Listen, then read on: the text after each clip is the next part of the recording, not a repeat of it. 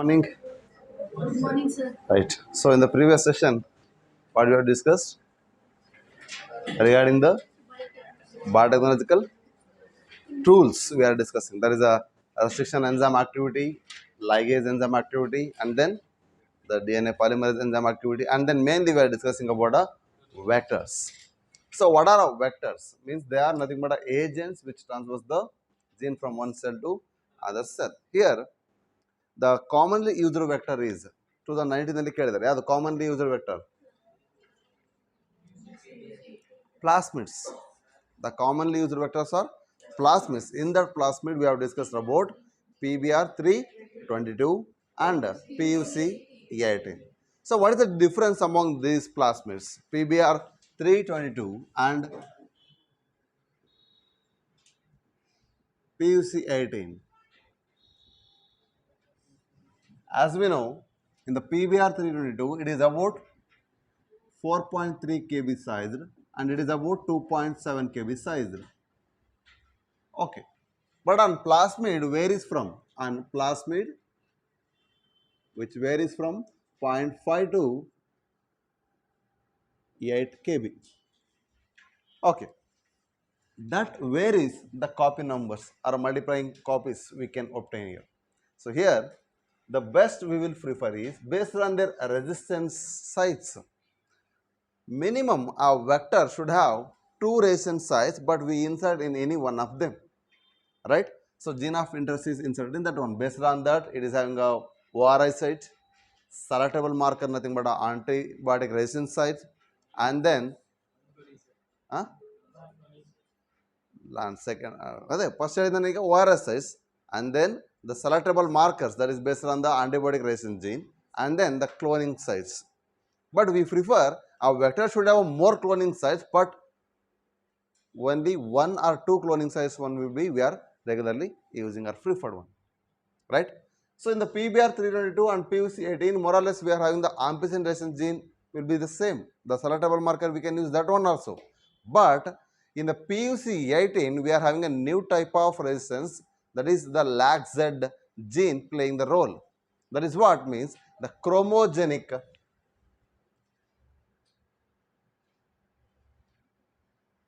identification. What is that? Here it is called blue-white screening. ಕಾಣಿಸ್ತಾ ಇಲ್ಲ?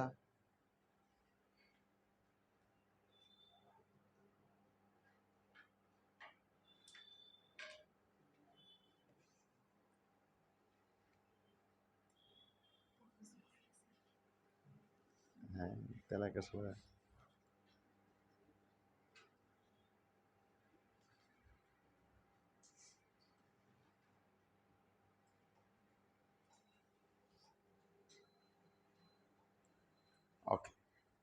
Clear? So in the blue-white screening method of chromogenic method in the PUC18 we can see because of LAGZ, the gene which codes for what? Beta galactosidase. Okay. So what is the role of this one? The lactose will break down into what?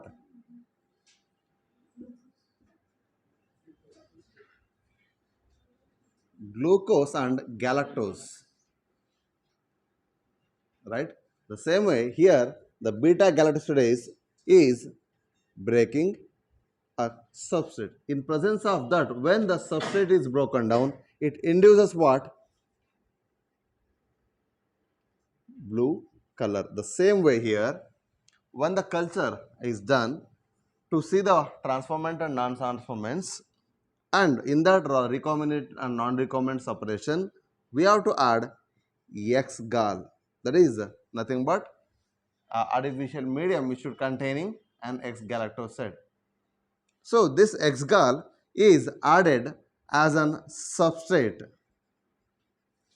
ಮೀಡಿಯಾದಲ್ಲಿ ಇದನ್ನು ಕೂಡ one of the compound ಆಗಿ add ಮಾಡ್ತೀವಿ. So nutrient media containing the X-gal where the gene is inserted in the LAGZ place. This gene is got insertional inactivation. Right? Now what happens? The gene doesn't code for beta galactosidase. If the beta galactosidase is not present, if the nutrient media containing the X gall, then the substrate will not get broken. When the substrate is not utilized, then there will be no blue color induction. That indicates what? The blue color shows the recombinants absence. The no blue color gives there is a presence of recombinants. And the recombination agide anta gottagbeku andre the colony should not give blue color. If the blue color is appeared means then it is a non-recombinant conditions. So likewise we can make the differentiation based on the blue and white screening, nothing but chromogenic screening of selectable markers in PUC18. So that's why we are using these PUC18s. ಇದನ್ನು AIIMS questions ಕೇಳಬೇಕಾದ್ರೆ usually PUC18 mention ಮಾಡಿ 2019 ಪೇಪರ್ನು ಕೂಡ ನೀವು ನೋಡ್ರೆ ಗೊತ್ತಾಗುತ್ತೆ. But ಈಗ complete ಎಲ್ಲ ಒಂದೇ ಆಗಿರೋದ್ರಿಂದ ಸೊ ಕಾಮನ್ಲಿ ಪ್ರಿಸ್ಕ್ರೈಬ್ಡ್ ಏನಿದೆ ಅದ್ರ ಬೇಸ್ ಮೇಲೆ ಕ್ವಶನ್ಸ್ ಫ್ರೇಮ್ ಆಗುತ್ತೆ. ಓಕೆ, ದೆನ್ ವೆಕ್ಟರ್ ಆಗಿ ನಾವು ಜನರಲಿ ಈಗ PUC18 ಬಗ್ಗೆ ಆಗಲಿ ಅಥವಾ PBR32 ಬಗ್ಗೆ ಮಾತಾಡಿದ್ವಿ ಅಂದರೆ there is all what about plasmids. Likewise there are several type of vectors. What are those? One is bacteriophages. What do you mean by that? Bacteriophage. ಇದ್ರ ಬಗ್ಗೆ ಸ್ವಲ್ಪ ನೆನಪಿಟ್ಕೊಳ್ಳಬೇಕಾಗುತ್ತೆ. Yes, virus which infects bacteria. Why we are using the bacteriophages? The copy number compared to other cells is more in the bacterial cells. Bacteriophages ಏನಾಗುತ್ತೆ, without depending on the host genome, it will get replicates. ಇದಕ್ಕೆ host genome ಇದ್ರೂ ಪರವಾಗಿಲ್ಲ, ಇಲ್ಲದೇ ಇದ್ರೂ ಪರವಾಗಿಲ್ಲ. Okay, independent of host genome means the bacterial genome, it will get replicated. So it replicates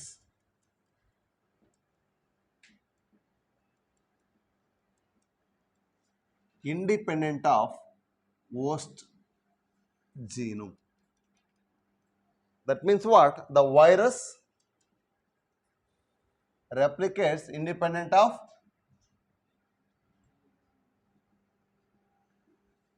bacterial genome. This is what the thing we have seen in the Hershey Chase experiment. Alva? So that's what we are using the bacteriophages. The same way, the best bacteriophages means we can prefer lambda phages. Okay, the same way, these plasmids with incorporation of the cos sites, they are like the cosmid. Okay, then these bacteriophages which have been incorporated to the plasmids, then called pagemid. Bacteriophage plus plasmid, pagemid. Bacteriophage, sorry, the plasmid plus cos site is equal to cosmid. Likewise, they have made specialized with their capacity of copying. ಅದರ size ಕೂಡ increase ಆಗ್ತಾ ಹೋಗುತ್ತೆ and ಅದರ copy number ಕೂಡ increase ಆಗ್ತಾ ಹೋಗುತ್ತೆ. Multiple number of ಸೆಲ್ಸನ್ನು obtain ಮಾಡೋ ಕೆಪಾಸಿಟಿ ಕೂಡ ಇನ್ಕ್ರೀಸ್ ಆಗ್ತಾ ಹೋಗುತ್ತೆ. That is what the difference between the bacteriophages and then to the phagemids and cosmids. So ಇದರ ಜೊತೆಗೆ ನಾವು ಮತ್ತೆ ಏನನ್ನ ಯೂಸ್ ಮಾಡ್ಬೋದು ಅಂದರೆ we are using the artificial chromosomes. ಅಂದರೆ ಟೀಲೋಮರ್ಸನ್ನು ಯೂಸ್ ಮಾಡಿ, ಸೆಂಟ್ರೋಮಿಯರ್ಸನ್ನು ಯೂಸ್ ಮಾಡಿ, ಆ ಕಂಟೆಂಟಿಂದ ನಾವು ಆರ್ಟಿಫಿಷಿಯಲ್ ಕ್ರೋಮೋಸೋಮ್ಸನ್ನು ಪ್ರೊಡ್ಯೂಸ್ ಮಾಡ್ತಾ ಇದ್ವಿ. That is what the East artificial chromosome and bacterial artificial chromosomes. They are the single celled organisms. One is a eukaryote, another one is a prokaryote. But both are single celled chromosomes. They are the artificial chromosomes developed from what?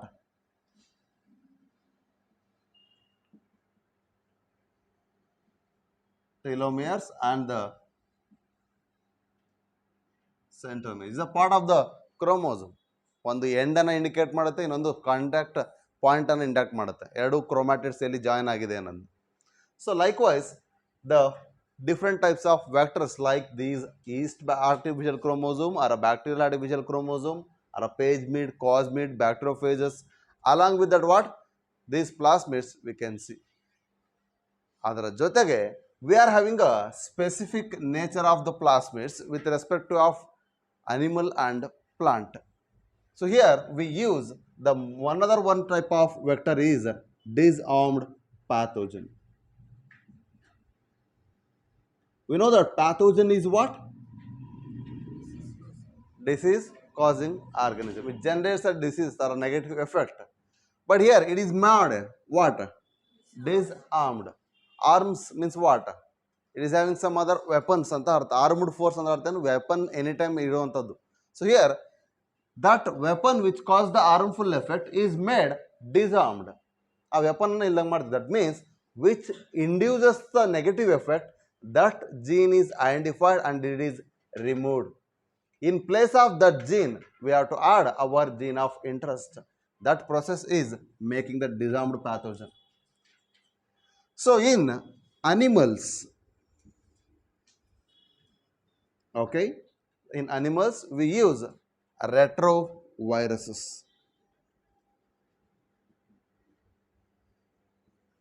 As disarmed pathogen to transfer the gene from a cell to animal cell. Whereas in the plant, it is the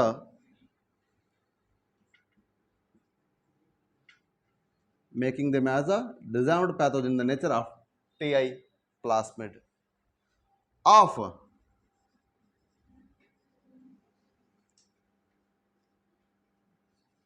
Agrobacterium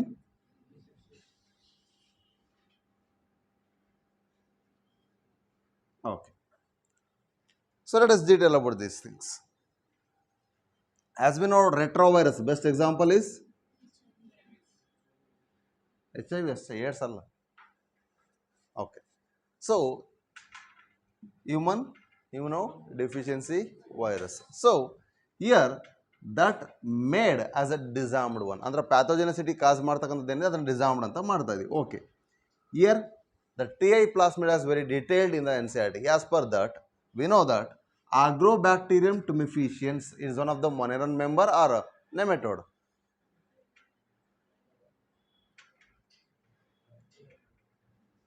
It is a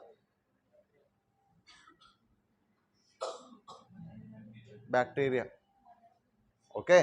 So this bacteria which causes crown gall disease. Okay. What is that crown gall disease? See,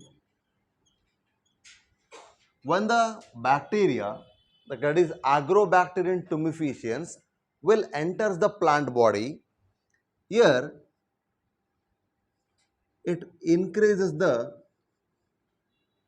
size at the stem regions. Surface ಅಲ್ಲಿ ಏನಿರುತ್ತೆ ಅಲ್ಲಿ ಅದರ size ಅನ್ನು increase ಮಾಡ್ತಾ ಇದೆ. ಇದು land surface ಅಂತ ಅನ್ಕೊಳ್ಳಿ.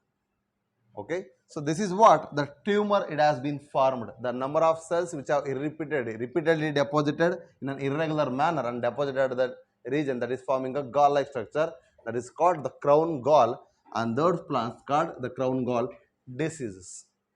So how the infection will be made to the plant means where the wounds are made in the plant. ಎಲ್ಲಿ ಅದಕ್ಕೆ ಗಾಯಗಳಾಗಿರ್ತವೆ, small incisions or cuts are made. Through those incisions or cuts, the bacteria will enter into the plant body and then it gets incorporated in the plant body genomes, and those cells will start to get cancerous nature. That means the repeated divisions, uncontrolled divisions. That is what they make the tumor. Hence, this nature is called tumor inducing nature. So here we are selecting that bacterial cell which is having its own genome with the tumor inducing another one genome. So here in that we have to make the disarmed condition by removing that gene and inserting our desired gene in the place. Okay, so ಈಗ ಏನು ಮಾಡ್ತಾ ಇದ್ದೀವಿ C, this is a genome which causes what? Tumors in the plants by causing a crown gall disease. Now we have to make that identification of the gene which is causing the tumor. So which gene is inducing the tumor? So in that we have to remove that gene, and the same way we have to use the same restriction enzyme for the cutting of this one, and with the vector also ಎರಡರಲ್ಲೂ ಕೂಡ ಅದೇ ರೀತಿ ಮಾಡ್ತೀವಿ. So ಈಗ host in the gene ಅನ್ನು ಯಾವುದು desired gene, that desired gene is later incorporated into the, so here this is excluded. ಇದೇನಿದೆಯಲ್ಲ ಇದು, this tumor inducing gene is removed and it is made disarmed now.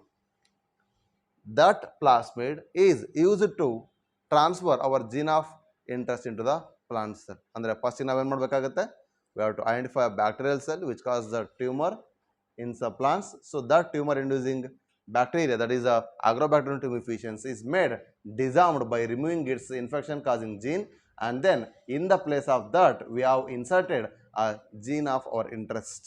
But here for cutting the vector and also host we are using the same restriction enzyme.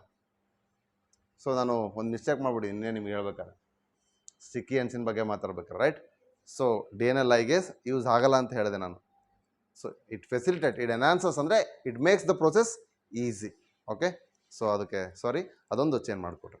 Okay, so it makes or it helps the process easy. So ಇಲ್ಲೂ ಕೂಡ ಅಷ್ಟೇ, ಈಗ ligation ಮಾಡಬೇಕಾದ್ರೆ it makes the phosphodiester bonds, ಅಂದರೆ nothing but it induces the covalent bonds. ಆ ನಂತರ automatically ಕಂಡೀಷನ್ಸಲ್ಲಿ optimum conditions ಇದ್ದಾಗ, ನಾರ್ಮಲ್ ಟೆಂಪ್ರೇಚರ್ ಇದ್ದಾಗ, the hydrogen bonds will be easily formed with the utilisation of ATP. So ATPನ use ಮಾಡ್ಕೊಂಡು ಅಲ್ಲಿರ್ತಕ್ಕಂಥ ಬಾಂಡ್ಸ್ಗಳು use ಆಗುತ್ತೆ. ಅದೇ ಟೆಂಪ್ರೇಚರ್ ಜಾಸ್ತಿ ಆದರೆ ಅದು ಬ್ರೇಕ್ ಆಗುತ್ತೆ. ಸೊ ಇದು ನಾವು ಅನಿಲಿಂಗ್ ಪ್ರೊಸೆಸಲ್ಲೂ ಕೂಡ ನೆಕ್ಸ್ಟ್ ಮಾತಾಡೋಣ. ಓಕೆ, ಇಷ್ಟು ಕ್ಲಿಯರ್ ಇದೆಯಾ? ಸೊ ಅದು ಕರೆಕ್ಷನ್ ಮಾಡ್ಕೊಂಡ್ರೆ ಓಕೆ. ಸೊ ಹಾಗಾದರೆ ಟ್ಯೂಮರ್ ಇಂಡ್ಯೂಸಿಂಗ್ ಪ್ಲಾಸ್ಮಿಡ್ ಆಗಿರ್ಬೋದು, ರೆಟ್ರೋವೈರಸ್ ಆಗಿರ್ಬೋದು, we are using as a vectors in the nature of disarmed pathogen. ಹಾಗಾದ್ರೆ ಪ್ಲಾಂಟಿಗೆ ನಾವು ಸುಟೇಬಲ್ ವೆಕ್ಟರ್ ಅಂದರೆ ಯಾವ್ದನ್ನ ಯೂಸ್ ಮಾಡ್ತೀವಿ? TI plasmid. ಅನಿಮಲ್ಸ್ಗೆ ರೆಟ್ರೋವೈರಸ್. ಓಕೆ, ಸೊ ಇದೇ ರೀತಿಯಾಗಿ ನಾವು ಪರ್ಟಿಕ್ಯುಲರ್ ಇಂಡ್ಯೂಸ್ನ ಮಾಡ್ತಾ ಇದ್ವಿ. ಕ್ಲಿಯರ್? ನೆಕ್ಸ್ಟ್ ಅದೇ ಬ್ಯಾಕ್ಟೀರಿಯಾದಲ್ಲಿ ಕಲ್ಚರ್ ಮಾಡಬೇಕು ಅಂದರೆ ಬ್ಯಾಕ್ಟೀರಿಯೋಫೇಜಸ್ನ ಯೂಸ್ ಮಾಡ್ತೀವಿ. ಓಕೆ, ಇಷ್ಟು ಕ್ಲಿಯರ್ ಇದೆಯಾ? ಸೊ ಬ್ಯಾಕ್ಟೀರಿಯೋಫೇಜ್ ಸ್ಪೆಷಾಲಿಟಿ ಏನು? Without genome of the host, ಅಂದರೆ ಬ್ಯಾಕ್ಟೀರಿಯಾದ ಮೇಲೆ ಡಿಪೆಂಡ್ ಆಗದೇ ತನ್ನ ನಂಬರ್ಸನ್ನು ರೆಪ್ಲಿಕೇಟ್ ಮಾಡ್ತಾ ಹೋಗುತ್ತೆ. So this all about the vectors. ಹಾಗಾದರೆ what are the tools we have required, ಅವೆಲ್ಲದೂ ಕೂಡ ಡಿಸ್ಕಸ್ ಮಾಡಿದ್ವಿ ಅಂತ ಅನ್ಸುತ್ತೆ. ಆದರೆ ಆಸ್ ಪರ್ NCERT ಟೂಲ್ಸ್ ಅಂತ ಡಿಸ್ಕಸ್ ಮಾಡ್ಬೇಕಾದ್ರೆ ಕೆಲವು ಎನ್ಸೈಮ್ಸ್ ಬಗ್ಗೆ ಮಾತ್ರ ಮೆನ್ಷನ್ ಮಾಡಿದ್ವಿ. ಯಾವುದ್ಯಾವುದು? DNA ligase, DNA polymerase and mainly restriction enzymes ಬಗ್ಗೆ ಮಾತಾಡಿದ್ವಿ. ಆದರೆ apart from that we are using some enzymes, they are called lytic enzymes ಅಂತ ಓದ್ತೀವಿ.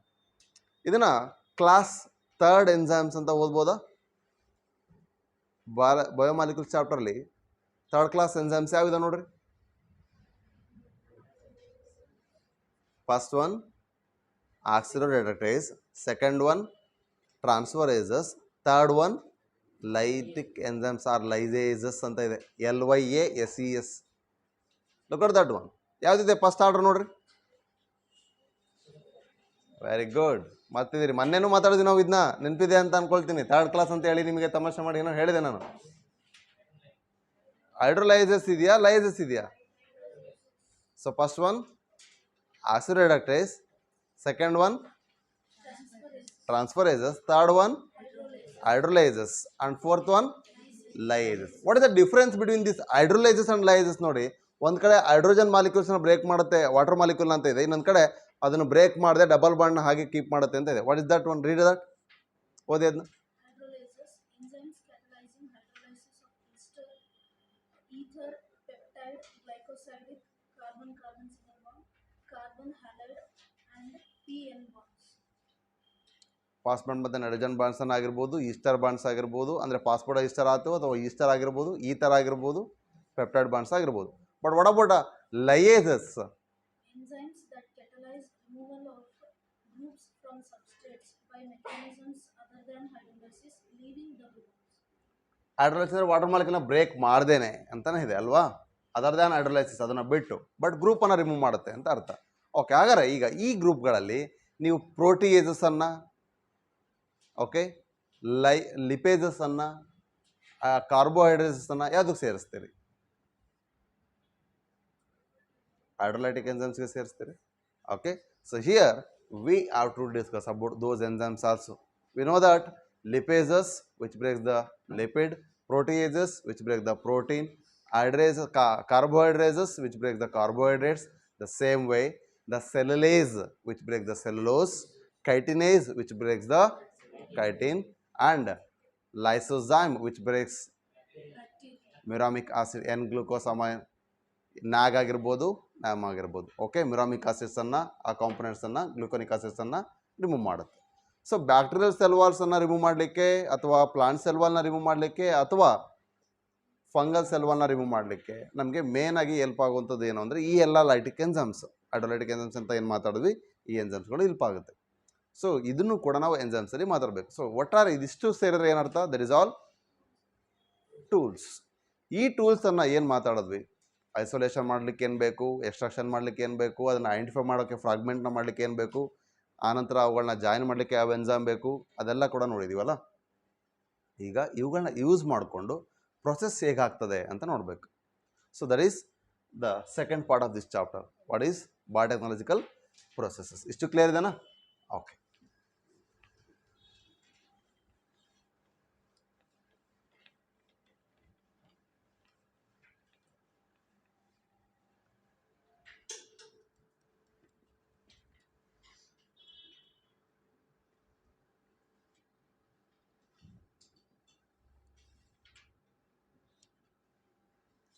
What is the first process?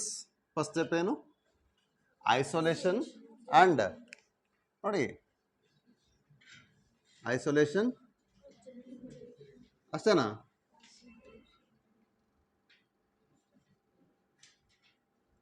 Isolation of genetic material. Second one, making the small fragments by using, ಹೌದಾ? Second step ಏನಿದೆ?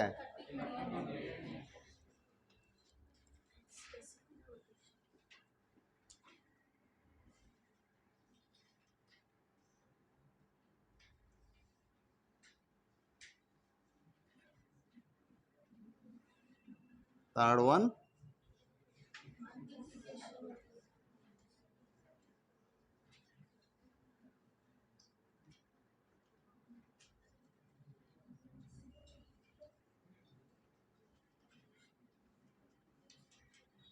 then fourth one is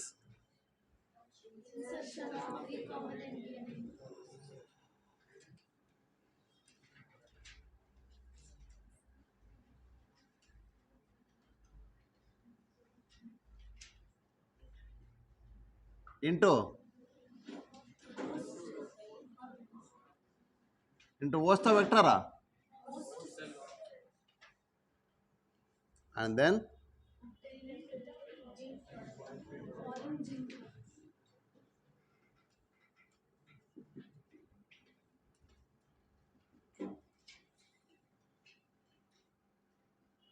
last one is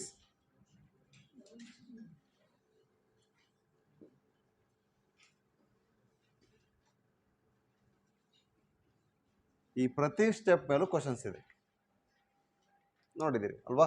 so downstream processing. ಹಾಗಾದರೆ ಇಲ್ಲಿ gel electrophoresis ಎಲ್ಲಿ ಬರ್ತದೆ? Okay, so N C R ಟಿಲಿ ಕೊಡ್ಬೇಕಾದ್ರೆ ಸ್ಟೆಪ್ಸ್ನ ಒಂದು ಕಡೆ ಫಸ್ಟಿಗೆ ಬ್ರೀಫ್ ಮಾಡ್ಬೇಕಾದ್ರೆ ಇಷ್ಟು ಹೇಳಿದ್ದಾನೆ. ಅದೇ ಸ್ಟೆಪ್ಸನ್ನು ನಾವು ಮತ್ತೆ ಎಕ್ಸ್ಪ್ಲೇನ್ ಮಾಡ್ತಾ ಹೋದಾಗ we are having the sub step. ಅದಾದ್ಮೇಲೆ ಕಟಿಂಗ್ ಆದಮೇಲೆ ಆಂಪ್ಲಿಫಿಕೇಶನ್ ಮಾಡೋಕ್ಕಿಂತ ಮೊದಲು ನಾವು ಯಾವ್ದು ಮಾಡಬೇಕಾಗುತ್ತೆ? ಜೆಲ್ ಎಲೆಕ್ಟ್ರೋಫೋರೆಸಿಸ್ ಮಾಡಬೇಕು. ಓಕೆ, ಜೆಲ್ ಎಲೆಕ್ಟ್ರೋಫೋರೆಸಿಸ್ ಮಾಡ್ತೀವಿ, ಆನಂತರ ಡಿ ಎನ್ ಎ ಫ್ರಾಗ್ಮೆಂಟ್ಸ್ ಆಗುತ್ತೆ. ಈಗ ಓಸ್ಟಿಗೆ ಇನ್ಸರ್ಟ್ ಮಾಡಬೇಕು ಅಂದರೆ we need some methods. Transformation methods ಅಂದರೆ ವೆಕ್ಟರ್ ಲೆಸ್ ಆಗಿ, ವೆಕ್ಟರ್ ಇಲ್ಲದೇ ನಾವಿಗೆ ಟ್ರಾನ್ಸ್ಫಾರ್ಮೇಷನ್ ಮಾಡಬೇಕಾಗುತ್ತೆ. ವೆಕ್ಟರ್ಲೆಸ್ ಮೆಥಡ್ಸ್ ಅವುಗಳು ಕೂಡ ನಾವು ಇಲ್ಲಿ ಡಿಸ್ಕಸ್ ಮಾಡೋಣ. ಅದಾದಮೇಲೆ insertion into recombinant DNA and then obtaining foreign gene product and then downstream processing. Correct? Okay, let us see that one. So ಈಗ ಐಸೋಲೇಷನ್ ಮಾಡಬೇಕು ಡಿ ಎನ್ ಎನ. ಎಲ್ಲಿಂದ ಐಸೋಲೇಟ್ ಮಾಡ್ತೀರಿ, ದಟ್ ಇಸ್ ಯುವರ್ ಇಂಟ್ರೆಸ್ಟ್, ನಿಮಗೆ ಬಿಟ್ಟಿದ್ದು. Either it from a bacteria ಆಗಿರ್ಬೋದು, or it is from plant ಆಗಿರ್ಬೋದು, ಅಥವಾ ಇಟ್ ಇಸ್ ಫ್ರಮ್ ಫಂಗೈ ಆಗಿರ್ಬೋದು, ಅಥವಾ ಇನ್ಯಾವುದೋ ಒಂದು ಅನಿಮಲಲ್ಲೂ ಆಗಿರ್ಬೋದು. What ever may be the kind of organism, it depends on hour interest. ನಮಗೆ ಬೇಕಾಗಿರೋ ಕ್ಯಾರೆಕ್ಟರ್ ಯಾವುದಿದೆ ಅನ್ನೋದ್ರ ಮೇಲೆ ಡಿಪೆಂಡ್ ಆಗುತ್ತೆ. ಓಕೆ, so ಈಗ let us see the first step, that is isolation.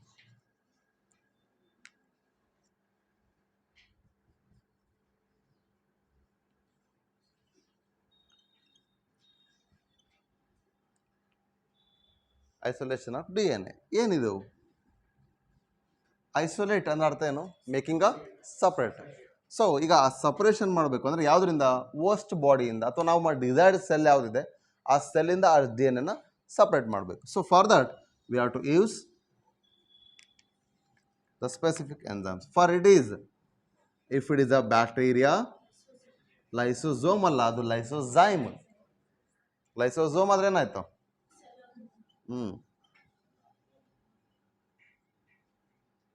Lysozyme. It will cleave the bacterial cell wall. Then, if it is fungi, we should use. If it is plant,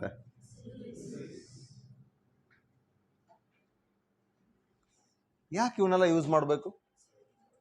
Because these are having the cell wall which is acting as a barrier to enter into the cell. ನಮಗೆ ಈಗ protoplast ತನಕ ಹೋಗಬೇಕು ಅಂದರೆ first ಇವೆಲ್ಲ remove ಆಗಬೇಕು. ಆದರೆ membrane ಇದೆ ಅಲ್ಲ, ಇವು ಏನೋ ಹಾಕ್ತೀವಿ, ನೆಕ್ಸ್ಟ್ ಏನು ರಿಮೂವ್ ಆಗುತ್ತೆ? ಸೆಲ್ ವಾಲ್ ರಿಮೂವ್ ಆಯಿತು. ಬಟ್ ನಾವು we are having what? Cell membrane.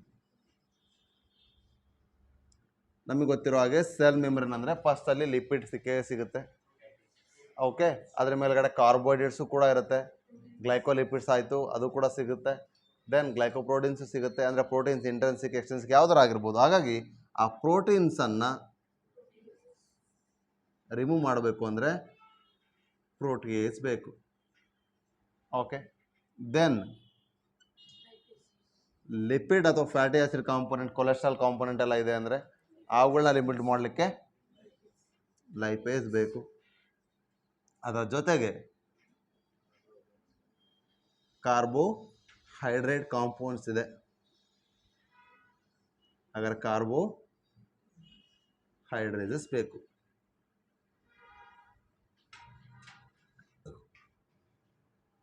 ಇದೇ ರೀತಿಯಾಗಿ ಬೇರೆ ಬೇರೆ ಕಾಂಪೊನೆಂಟ್ಸು, ಸ್ಟಾರ್ಚ್, ಗ್ರಾನ್ಯೂಲ್ಸ್ ಇದೆಲ್ಲ ಸೆಲ್ ಒಳಗಡೆ ಡೆಪಾಸಿಟ್ ಆಗಿರುತ್ತೆ. ಅಥವಾ ಗ್ಲೈಕೋಜನ್ ಕಾಂಪೊನೆಂಟ್ಸ್ ಇವೆಲ್ಲವೂ ಕೂಡ ರಿಮೂವ್ ಆಗುತ್ತೆ. ಆ್ಯಂಡ್ ನ್ಯೂಕ್ಲಿಯರ್ ಮೆಮ್ಬ್ರೇನು ಕೂಡ ಅದೇ ಕಾಂಪೊನೆಂಟ್ಸ್ ಇರೋದ್ರಿಂದ ನ್ಯೂಕ್ಲಿಯರ್ ಮೆಮ್ಬ್ರೇನು ಡಿಸಪೇರ್ ಆಗುತ್ತೆ, ಡಿಸಿಂಟಿಗ್ರೇಟ್ ಆಗುತ್ತೆ. ಆ್ಯಂಡ್ ಮೋರ್ ಓವರ್, ಈಗ ಅಲ್ಲಿರ್ತಕ್ಕಂಥ ಪ್ಯಾಕಿಂಗ್ ಮಾಡಿದೆಯಲ್ಲ ಕ್ರೋಮೋಸೋಮ್ಸನ್ನು, ಆ ಹಿಸ್ಟೋನ್ ಪ್ರೋಟೀನ್ ಕೂಡ ಡಿಸಪೇರ್ ಆಗುತ್ತೆ. ಸೊ ಈಗ ಆ ಕಾಯಿಲಿಂಗ್ ಆಗಿರ್ತಕ್ಕಂಥ ಥ್ರೆಡ್ಸು, ಕ್ರೋಮೋಸೋಮ್ ಅಪಿಯರೆನ್ಸ್ ಇರ್ತಕ್ಕಂಥವು ಈಗ ಥಿನ್ ಥ್ರೆಡ್ ಆಗುತ್ತೆ. ನೋಡಿ, ಡಿ ಎನ್ ಎ ಪ್ಯಾಕೇಜಿಂಗ್ ಮಾಡ್ಬೇಕಾದ್ರೆ ಫಸ್ಟ್ ಒಂದು ಡಬಲ್ ಸ್ಟ್ಯಾಂಡರ್ಡ್ ಡಿ ಎನ್ ಎನ ಹಿಂಗೆ ನೋಡಿದ್ರಿ. ಆ ನಂತರ ಅದು ಹಿಂಗೆ ಕಾಯಿಲ್ ಆಗ್ತಾ ಬಂತು, ಅಲ್ಲಿಂದ ಆಕ್ಟೋಮರ್ಸ್ ಫಾರ್ಮೇಷನ್ ಮಾಡ್ತು. ಆಕ್ಟೋಮರ್ಸ್ ಎಲ್ಲ ಹೋಗಿ ಸೊಲೆನಾಯ್ಡ್ಸ್ ಆಗಿ ಒಂದು ನ್ಯೂಕ್ಲಿಯೋಸೋಮ್ ಮಾಡಲ್ಸನ್ನು ಫಾರ್ಮೇಷನ್ ಮಾಡಿ ಕೊನೆಗೆ ಇವೆಲ್ಲವೂ ಸ್ಮಾಲ್ ಬೀಡ್ ಲೈಕ್ ಸ್ಟ್ರಕ್ಚರ್ಸ್ ಮೂಲಕ ಕ್ರೋಮೋಸೋಮ್ಸ್ನ ಫಾರ್ಮೇಷನ್ ಮಾಡಿ ನಾವು ನೋಡಿದ್ದೀವಿ. ರೈಟ್? ಸೊ ಈಗ ನಮಗೆ ಈ ಸ್ಟ್ರಕ್ಚರ್ ಬೇಕಲ್ಲ, ಹಾಗಾಗಿ first we have made a break down of cell wall or whatever the barriers. The initial barrier is the cell wall except the animal cell.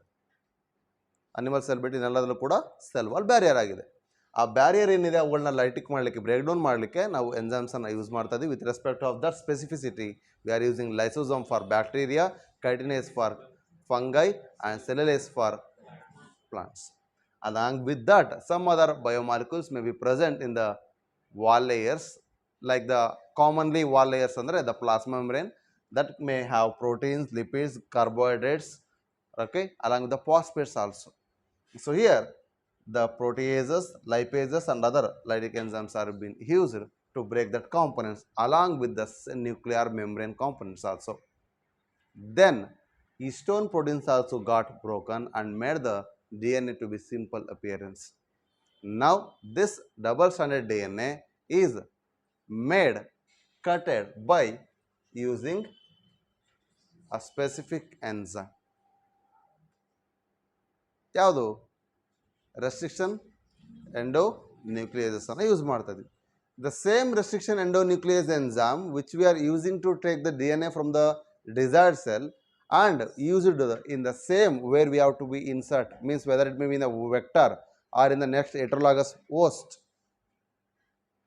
Next ಬರ್ತಕ್ಕಂಥ host ಏನಿದೆ ಹೆಟರೋಲಾಗಸ್ host ಅದರಲ್ಲಾಗಿರ್ಬೋದು, ಅಥವಾ ಈಗ ನಾವು ಕಟ್ ಮಾಡ್ತಕ್ಕಂಥ species ಯಾವುದಿದೆ ಅದರಿಂದ ಏನು use ಮಾಡಿದ್ವಿ ಆ ಎನ್ಸೈಮನ್ನೇ ವೆಕ್ಟರ್ ಒಳಗೂ ಕೂಡ ನಾವು ಯೂಸ್ ಮಾಡಬೇಕಾಗುತ್ತೆ. Why to bring a sticky nature. That means ligase enzyme easily ಅದನ್ನೇನು ಮಾಡುತ್ತೆ ಜಾಯಿನ್ ಮಾಡಲಿಕ್ಕೆ ಹೆಲ್ಪ್ ಮಾಡುತ್ತೆ ಅಂತೇಳಿ. ಓಕೆ, ಸೊ ಹಾಗಾದರೆ ಸೆಕೆಂಡ್ ಸ್ಟೆಪ್ ಏನೀಗ ನಾನು ಇದನ್ನು ಮತ್ತೆ ಡೀಟೇಲಾಗಿ ಯಾಕೆ ಹೇಳ್ತಾ ಇಲ್ಲ ಅಂದರೆ ಆಲ್ರೆಡಿ ಇದ್ರ ಬಗ್ಗೆ ಎನ್ಸೈಮ್ಸ್ ಏನೇನು ವರ್ಕ್ ಮಾಡುತ್ತೆ ಹೇಗೆ ಅಂತ ಹೇಳಿದ್ದೀನಿ. ಓಕೆ, then ಹಾಗಾದರೆ we have to use restriction enzyme to make cutting.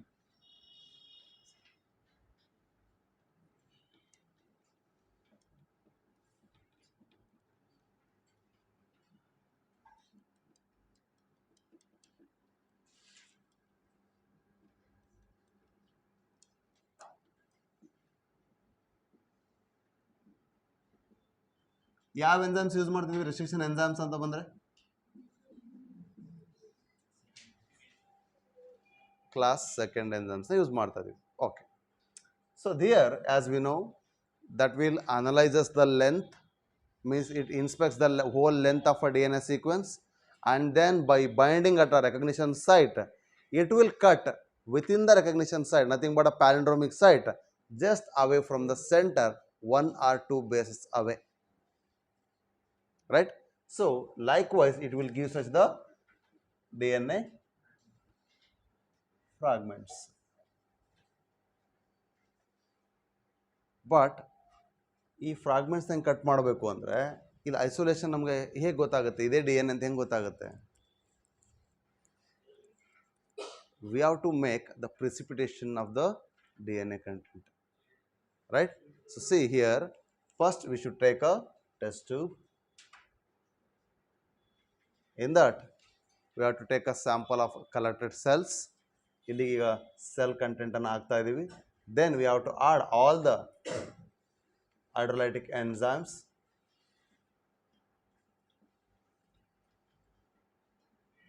Then the sample is free of all other components, only the DNA content is present. Okay, this cell extract ಇದೆ. Okay, now it is only having DNA. ಹಾಗಾದ್ರೆ RNA ಕೂಡ ತೆಗಿಬೇಕಲ್ಲ, ಅವಾಗ ಏನು ಮಾಡಬೇಕು? RNAs use ಮಾಡ್ತೀವಿ. ಹಾಗಾದ್ರೆ RNAs ಅಂದರೆ ಇಲ್ಲಿ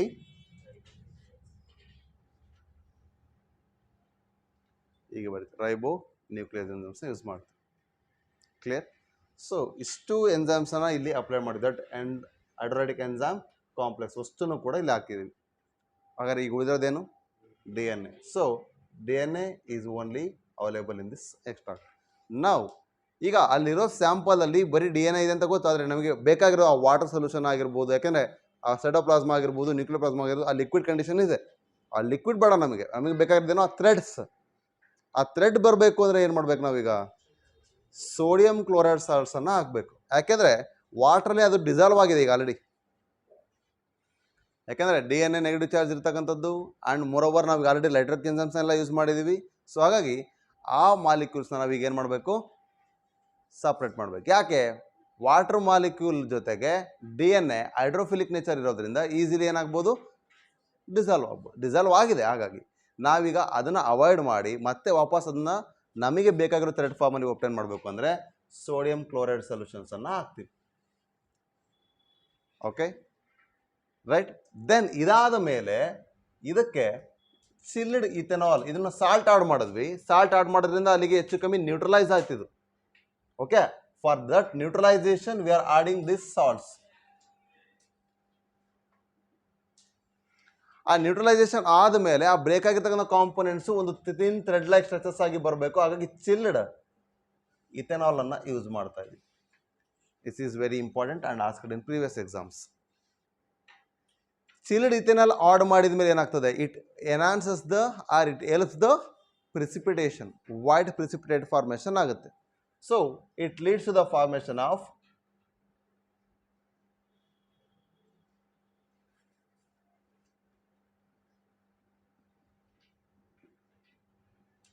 DNA precipitate.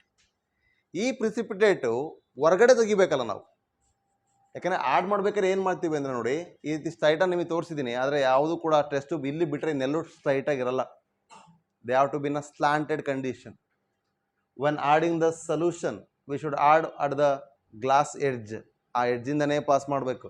Then chilled ethanol ಅದನ್ನು ಕೂಡ ಎಡ್ಜಿಂದನೇ ಪಾಸ್ ಮಾಡಬೇಕು, ಯಾಕೆಂದರೆ ಸಪ್ರೇಟ್ ಲೇಯರ್ಸ್ ಆಗಬೇಕು. ಅವು ಆ ಸಪ್ರೇಟ್ ಲೇಯರ್ಸ್ ಆಗಿ ಡೆಪಾಸಿಟ್ ಆಯಿತು ಅಂದರೆ ಆ ನಂತರ ನಾವೇನು ಮಾಡ್ಬೋದು, ಅದಕ್ಕೆ ಸೆಂಟ್ರಿಫಿಕೇಶನ್ ಮಾಡ್ಬೋದು ಐರ್ ಟೆಕ್ನಿಕ್ಸಲ್ಲಿ.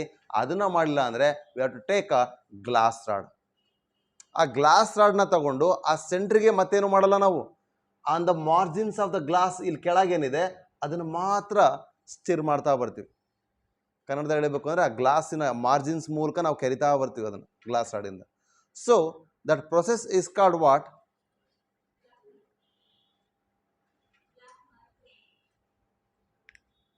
ನಮಗೆ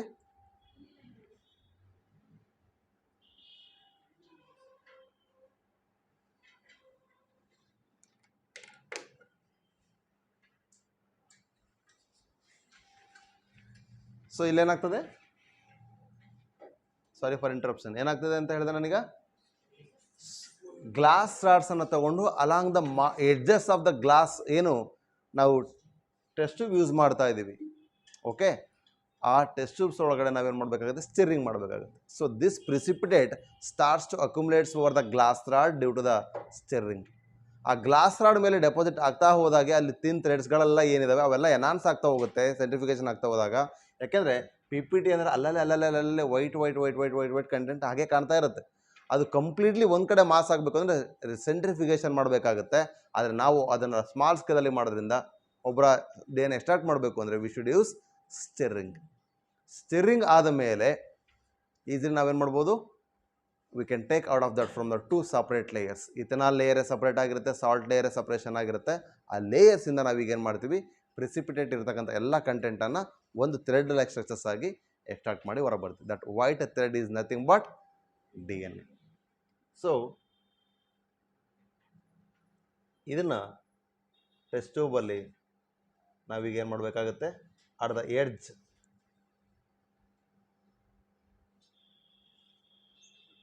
ಎರಡು ಲೇಯರ್ ಇದ್ದಾವೆ, ಇದನ್ನು ಕಂಪ್ಲೀಟ್ಲಿ ಸ್ಟಿರಿಂಗ್ ಮಾಡ್ತೀವಿ. ಆನಂತರ ಇದನ್ನು ಎಕ್ಸ್ಟ್ರಾಕ್ಟ್ ಮಾಡಿದಾಗ ಬರುವಂಥದ್ದೇ white thread, that is by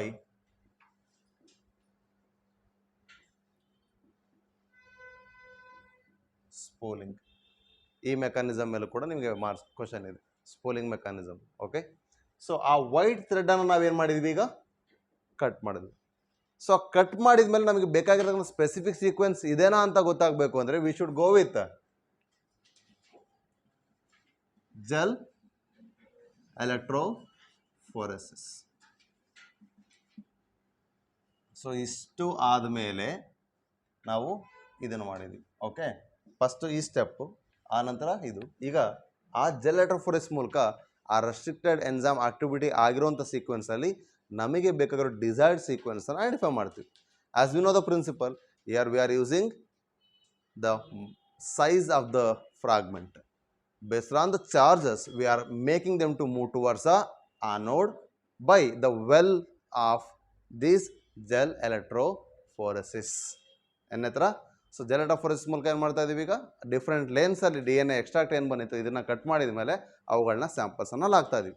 in the lanes we have applied a charge that makes a small pores based on the size of the molecules. When the charge is passed, they are moving from cathode to anode, but the larger molecules will stay near to the well at the cathode and smaller molecule move farther and faster near to the anode. And on lane 1 will be always having undigested one to compare the activity of restriction enzymes. Like that, it has been not visible normally under the light condition without staining. Hence, ethidium bromide is added. Here, with ethidium bromide and then passing them to the UV rays, it will give a bright orange bands. Then it has been made cutting by the process called elution. But then cutting off desired fragment from the gel or a media, that is agarose media, then it is called elution ಅಂತ ಹೇಳಿದ್ವಿ. ಆದರೆ ಕೆಲವೊಂದರಲ್ಲಿ ಏನು ಮಾಡ್ತೀವಿ ಅಂದರೆ ಈ you V ರೇಸ್ನೆಲ್ಲ ಮಾಡೋದು okay, ಇಥಿಲಿಯಂ bromide ಹಾಕೋದು okay, ಇದಾದಮೇಲೆ ಅಲ್ಲಿ ಆ ಫ್ರಾಗ್ಮೆಂಟ್ಗೆ ನಾವು ರೇಡಿಯೋ ಐಸೋಟೋಪ್ ಜೊತೆ ಲೇಬಲಿಂಗು ಮಾಡ್ತೀವಿ. ಓಕೆ, ಅದನ್ನು ನಾವು ಲೇಬಲಿಂಗ್ ಪ್ರೊಸೆಸ್ ಅಂತ ಕರಿತೀವಿ. ಓಕೆ, ಅದನ್ನು ನಾವು ರೇಡಿಯೋ ಐಸೋಟೋಪನ್ನು ಲೇಬಲಿಂಗ್ ಮಾಡಿದ್ವಿ ಅಂದರೆ ಆಟೋ ರೇಡಿಯೋಗ್ರಫಿ ಮೂಲಕ ಫಿಲ್ಮ್ ಬ್ಯಾಂಡ್ಸನ್ನು ಒಬ್ಟೈನ್ ಮಾಡ್ಬೋದು. ಆಟೋ ರೇಡಿಯೋಗ್ರಫಿ ಫಿಲ್ಮ್ಸ್ ಮೂಲಕ ನಾವು ಎಕ್ಸಾಕ್ಟ್ಲಿ ಇದೇನಂತ ಐಡೆಂಟಿಫೈ ಕೂಡ ಮಾಡ್ಬೋದು. ಆ್ಯಂಡ್ ಇಷ್ಟೆಲ್ಲ ಸ್ಟೋರ್ ಮಾಡೋದವಲ್ಲ, ಇದನ್ನು ನಾರ್ಮಲಿ ವಾಷಿಂಗ್ ಸೊಲ್ಯೂಷನ್ ಅಂದರೆ ಮತ್ತೆ ಪ್ಯೂರ್ ಆಲ್ಕೋಹಾಲ್ ಜೊತೆ ಸ್ಟೋರ್ ಮಾಡಿ ನೆಕ್ಸ್ಟ್ ಕೂಡ ಯೂಸ್ ಮಾಡ್ಬೋದು. ಈಗ ಎಕ್ಸ್ಟ್ರಾಕ್ಟ್ ಮಾಡಿದ್ವಿ, ಕಟ್ ಮಾಡಿದ್ವಿ, ಇದು ಹಾಗೆ ಇರುತ್ತಾ, ನೆಕ್ಸ್ಟ್ ಹಾಗೆ ಯೂಸ್ ಮಾಡೋಕ್ಕೆ ಬರಲ್ವಾ ಅಂದರೆ yes we can use, but not ಅದ ಚಿಲ್ಡ್ ಐತನಾಲ್. ನಾರ್ಮಲ್ ಆಗಿ ನಾವು ಒಂದು ವಾಷಿಂಗ್ ಸೊಲ್ಯೂಷನ್ 70% ಆಲ್ಕೋಹಾಲ್ ಅಥವಾ ಬೇರೆ ಏನು ಆಲ್ಕೋಹಾಲ್ ಇರುತ್ತೆ ಆ ಆಲ್ಕೋಹಾಲ್ ಸೊಲ್ಯೂಷನ್ಸಲ್ಲಿ ನಾವು ಅದನ್ನು ಸ್ಟೋರ್ ಮಾಡ್ಬೋದು. ಅದನ್ನು ಫರ್ದರ್ ಎಕ್ಸ್ಪೆರಿಮೆಂಟ್ ಟೈಮಲ್ಲಿ ನಾವು ಅದನ್ನು ಯುಟಿಲೈಸ್ ಕೂಡ ಮಾಡ್ಬೋದು. ಈ ರೀತಿ ಆದ ಮೇಲೆ ನೆಕ್ಸ್ಟ್ ಅದನ್ನು ನಾವು ಈಗ ಏನು ಮಾಡಬೇಕಾಗುತ್ತೆ, ಮಲ್ಟಿಪ್ಲೈ ಮಾಡಬೇಕಾಗುತ್ತೆ. What is this multiplication process? Amplified ಅಂದ್ರೆ ಅರ್ಥ ಏನು?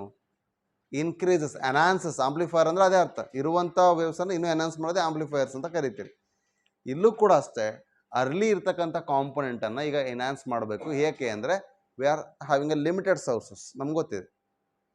ಹಾಗಾಗಿ ಆ ಜೆನೆಟಿಕ್ ಸೋರ್ಸನ್ನು ಎಕ್ಸ್ಪ್ಲಾಯ್ಟ್ ಮಾಡಬೇಕು ಅಂದರೆ ನಮಗೆ ನಂಬರ್ ಆಫ್ ಕಾಪೀಸ್ ಜಾಸ್ತಿ ಇತ್ತು ಅಂದರೆ we can get and later ಅದನ್ನು ಕೂಡ ಯೂಸ್ ಮಾಡ್ಬೋದು.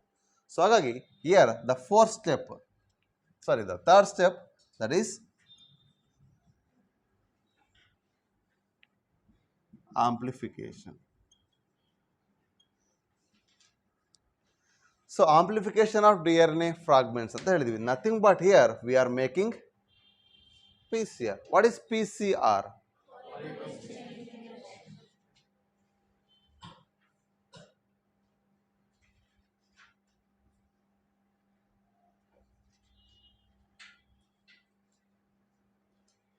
Polymerase chain reaction. Okay. ಹಾಗಾದರೆ ಪಾಲಿಮರೇಸ್ ಚೈನ್ ರಿಯಾಕ್ಷನ್ನಲ್ಲಿ ಈಸಿಯಾಗಿ ನಾವು ಮಾಡ್ಬೋದಾ? ಅರ್ಲಿಯರ್ ಬಿಫೋರ್ ಕ್ಯಾರಿಮುಲಿಸ್ ಏನು 1970s ನಮಗೆ ಈ ಒಂದು ಪ್ರೊಸೆಸನ್ನು ಎಕ್ಸ್ಪ್ಲೇನ್ ಮಾಡ್ತಾ ಬರ್ತಾರೆ. ಆ ಟೈಮ್ಗಿಂತ ಮೊದಲು how the DNA amplification was done ಅಂದರೆ ಇಟ್ ಈಸ್ ಆಲ್ಸೋ PCR, ಆದರೆ where it is a cumbersome process, mishandling ಅಂತ ಅರ್ಥ ಕ್ಯೂಂಬರ್ಸಮ್ ಅಂದರೆ. Why? See here we have to take a desired DNA fragment and we have to add what?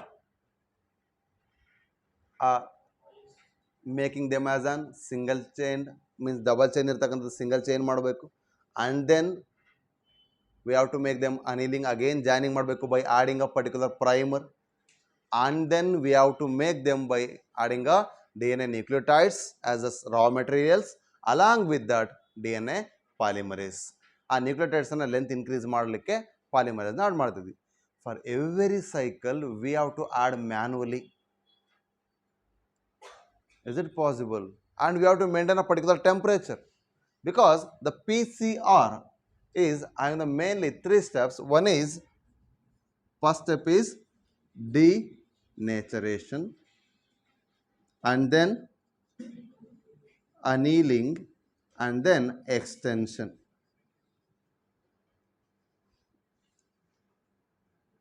ಇದನ್ನು ಕೂಡ ಕೇಳಿದರೆ order of event ಅಂತ ಕೂಡ. Okay, so ಡಿನೇಚರೇಷನ್ ಆದಮೇಲೆ ಅನೀಲಿಂಗ್ ಆದಮೇಲೆ ಎಕ್ಸ್ಟೆನ್ಷನ್ ಮಾಡ್ತೀವಿ. ಹಾಗಾದರೆ earlier it was like the same process, ಇದೇ ಸ್ಟೆಪ್ಪನ್ನೇ ಫಾಲೋ ಮಾಡ್ತಾ ಇದ್ದಿದ್ದು. ಆದರೆ ಇಯರ್ ಅನೀಲಿಂಗ್ ಪ್ರೊಸೆಸ್ಸಲ್ಲಿ ನಾವೇನು ಮಾಡ್ತಾ ಇದ್ವಿ ಅಂದರೆ ಆಫ್ಟರ್ ಅನೀಲಿಂಗ್ ಆ ಪ್ರೈಮರ್ಸನ್ನು DNA ಪ್ರೈಮರ್ಸನ್ನು ಆ್ಯಡ್ ಮಾಡಿದ ಮೇಲೆ, ಓಕೆ, ಈ ವರ್ಡ್ ನಿಮಗೆ ನೆನಪಿರಲೇಬೇಕು, DNA primer I am mentioning, not RNA primer. ಹೇಳ್ತೀನಿ ನೆಕ್ಸ್ಟ್ ನಾನು ಮತ್ತೆ ನಾರ್ಮಲ್ ಪ್ರೊಸೀಜರ್ ಈಗೇನಿದೆ ಆ ಪ್ರೊಸೀಜರ್ ಹೇಳ್ಬೇಕಾದ್ರೆ ಹೇಳ್ತೀನಿ RNA ಪ್ರೈಮರಿಗೂ ಈ DNA ಪ್ರೈಮರ್ಗೂ ಏನು ವ್ಯತ್ಯಾಸ ಇದೆ ಇಲ್ಲಿ ಅಂತ. ಓಕೆ, ಸೊ ಎಕ್ಸ್ಟೆನ್ಷನ್ ಮಾಡಬೇಕು. ಆ ಎಕ್ಸ್ಟೆನ್ಷನ್ ಮಾಡಬೇಕು ಅಂದರೆ we have to use what? The raw material called nucleotides, ಡಿಆಕ್ಸಿರೈಬೋ ನ್ಯೂಕ್ಲಿಯೋಟೈಡ್ಸನ್ನು ಯೂಸ್ ಮಾಡ್ತೀವಿ ಇಲ್ಲಿ. ಓಕೆ, ಯಾಕೆಂದರೆ DNA ಪ್ರಿಪ್ರೇಷನ್ ಆಗ್ತಾ ಇದೆ. ಅದರ ಜೊತೆಗೆ ಪಾಲಿಮರೇಸ್ ಎನ್ಝೈಮ್ ಬೇಕು. ಆ polymerase enzyme we know that it is an protein 1. Higher ಟೆಂಪರೇಚರ್ನ ರೆಸಿಸ್ಟ್ ಮಾಡಲಿಕ್ಕೆ ಆಗಲ್ಲ, ಯಾಕೆಂದರೆ ಇದನ್ನು ನಾವು 72 ಡಿಗ್ರಿ ಸೆಲ್ಸಿಯಸಲ್ಲಿ ನಡೆಸ್ತಾ ಇದ್ದೀವಿ ಅಂದರೆ ಎಕ್ಸ್ಟೆನ್ಷನ್ ಪ್ರೊಸೆಸ್ಸಲ್ಲಿ ಅದು ಮತ್ತೆ ಡಿನೇಚರ್ ಆಗೋಗುತ್ತೆ, ಎನ್ಸೈಮ್ ಕೂಡ. ಹಾಗಾದರೆ ಎನ್ಸೈಮ್ ಆಕ್ಟಿವಿಟಿಯಲ್ಲಿ ಎಫಿಷಿಯೆಂಟಾಗಿ ನಡೆಯಲ್ಲ, the process is wasted. Next ಪ್ರೊಸೆಸ್ಸಿಗೆ ಓಕೆ 72 ತನಕ ತಡ್ಕೊಂಡ್ರು, ಇನ್ ಕೇಸ್ ಇಲ್ಲಿ 92 ಡಿಗ್ರಿ 94 ಡಿಗ್ರಿ ಸೆಲ್ಸಿಯಸ್ ತನಕ ತಡ್ಕೋಬೇಕಲ್ಲ, 94 ಡಿಗ್ರಿ, ಮೋರ್ ದೆನ್ 90 ಡಿಗ್ರಿ ತಡ್ಕೊಳ್ಳೇಬೇಕು. ಸೊ 94 ಡಿಗ್ರಿ ಆಪ್ಟಿಮಮ್ಲಿ ನಾವು ಯೂಸ್ ಮಾಡ್ತೀವಿ. ಇಲ್ಲಿ 40 to 60 ಯೂಸ್ ಮಾಡ್ತೀವಿ, ಆದರೆ 54 ಡಿಗ್ರಿ ಸೆಲ್ಸಿಯಸ್ ಅಂತ ನಾವು ಮೆನ್ಷನ್ ಮಾಡ್ತೀವಿ, 40 to 60 ಡಿಗ್ರಿ. ದೆನ್ ಇಲ್ಲಿ 72 ಡಿಗ್ರಿ ಸೆಲ್ಸಿಯಸ್ ಅಂತ ಹೇಳ್ತಾ ಇದ್ದೀವಿ. ಸೊ ಹಾಗಾದರೆ ಈ ಟೆಂಪರೇಚರ್ಗಳನ್ನ ಇದು ತಡ್ಕೋಬೇಕು ಅಂದರೆ DNA ಪಾಲಿಮರೇಸ್ ಎನ್ಸೈಮ್ಗೆ ಆಗಲ್ಲ, because simple protein it is.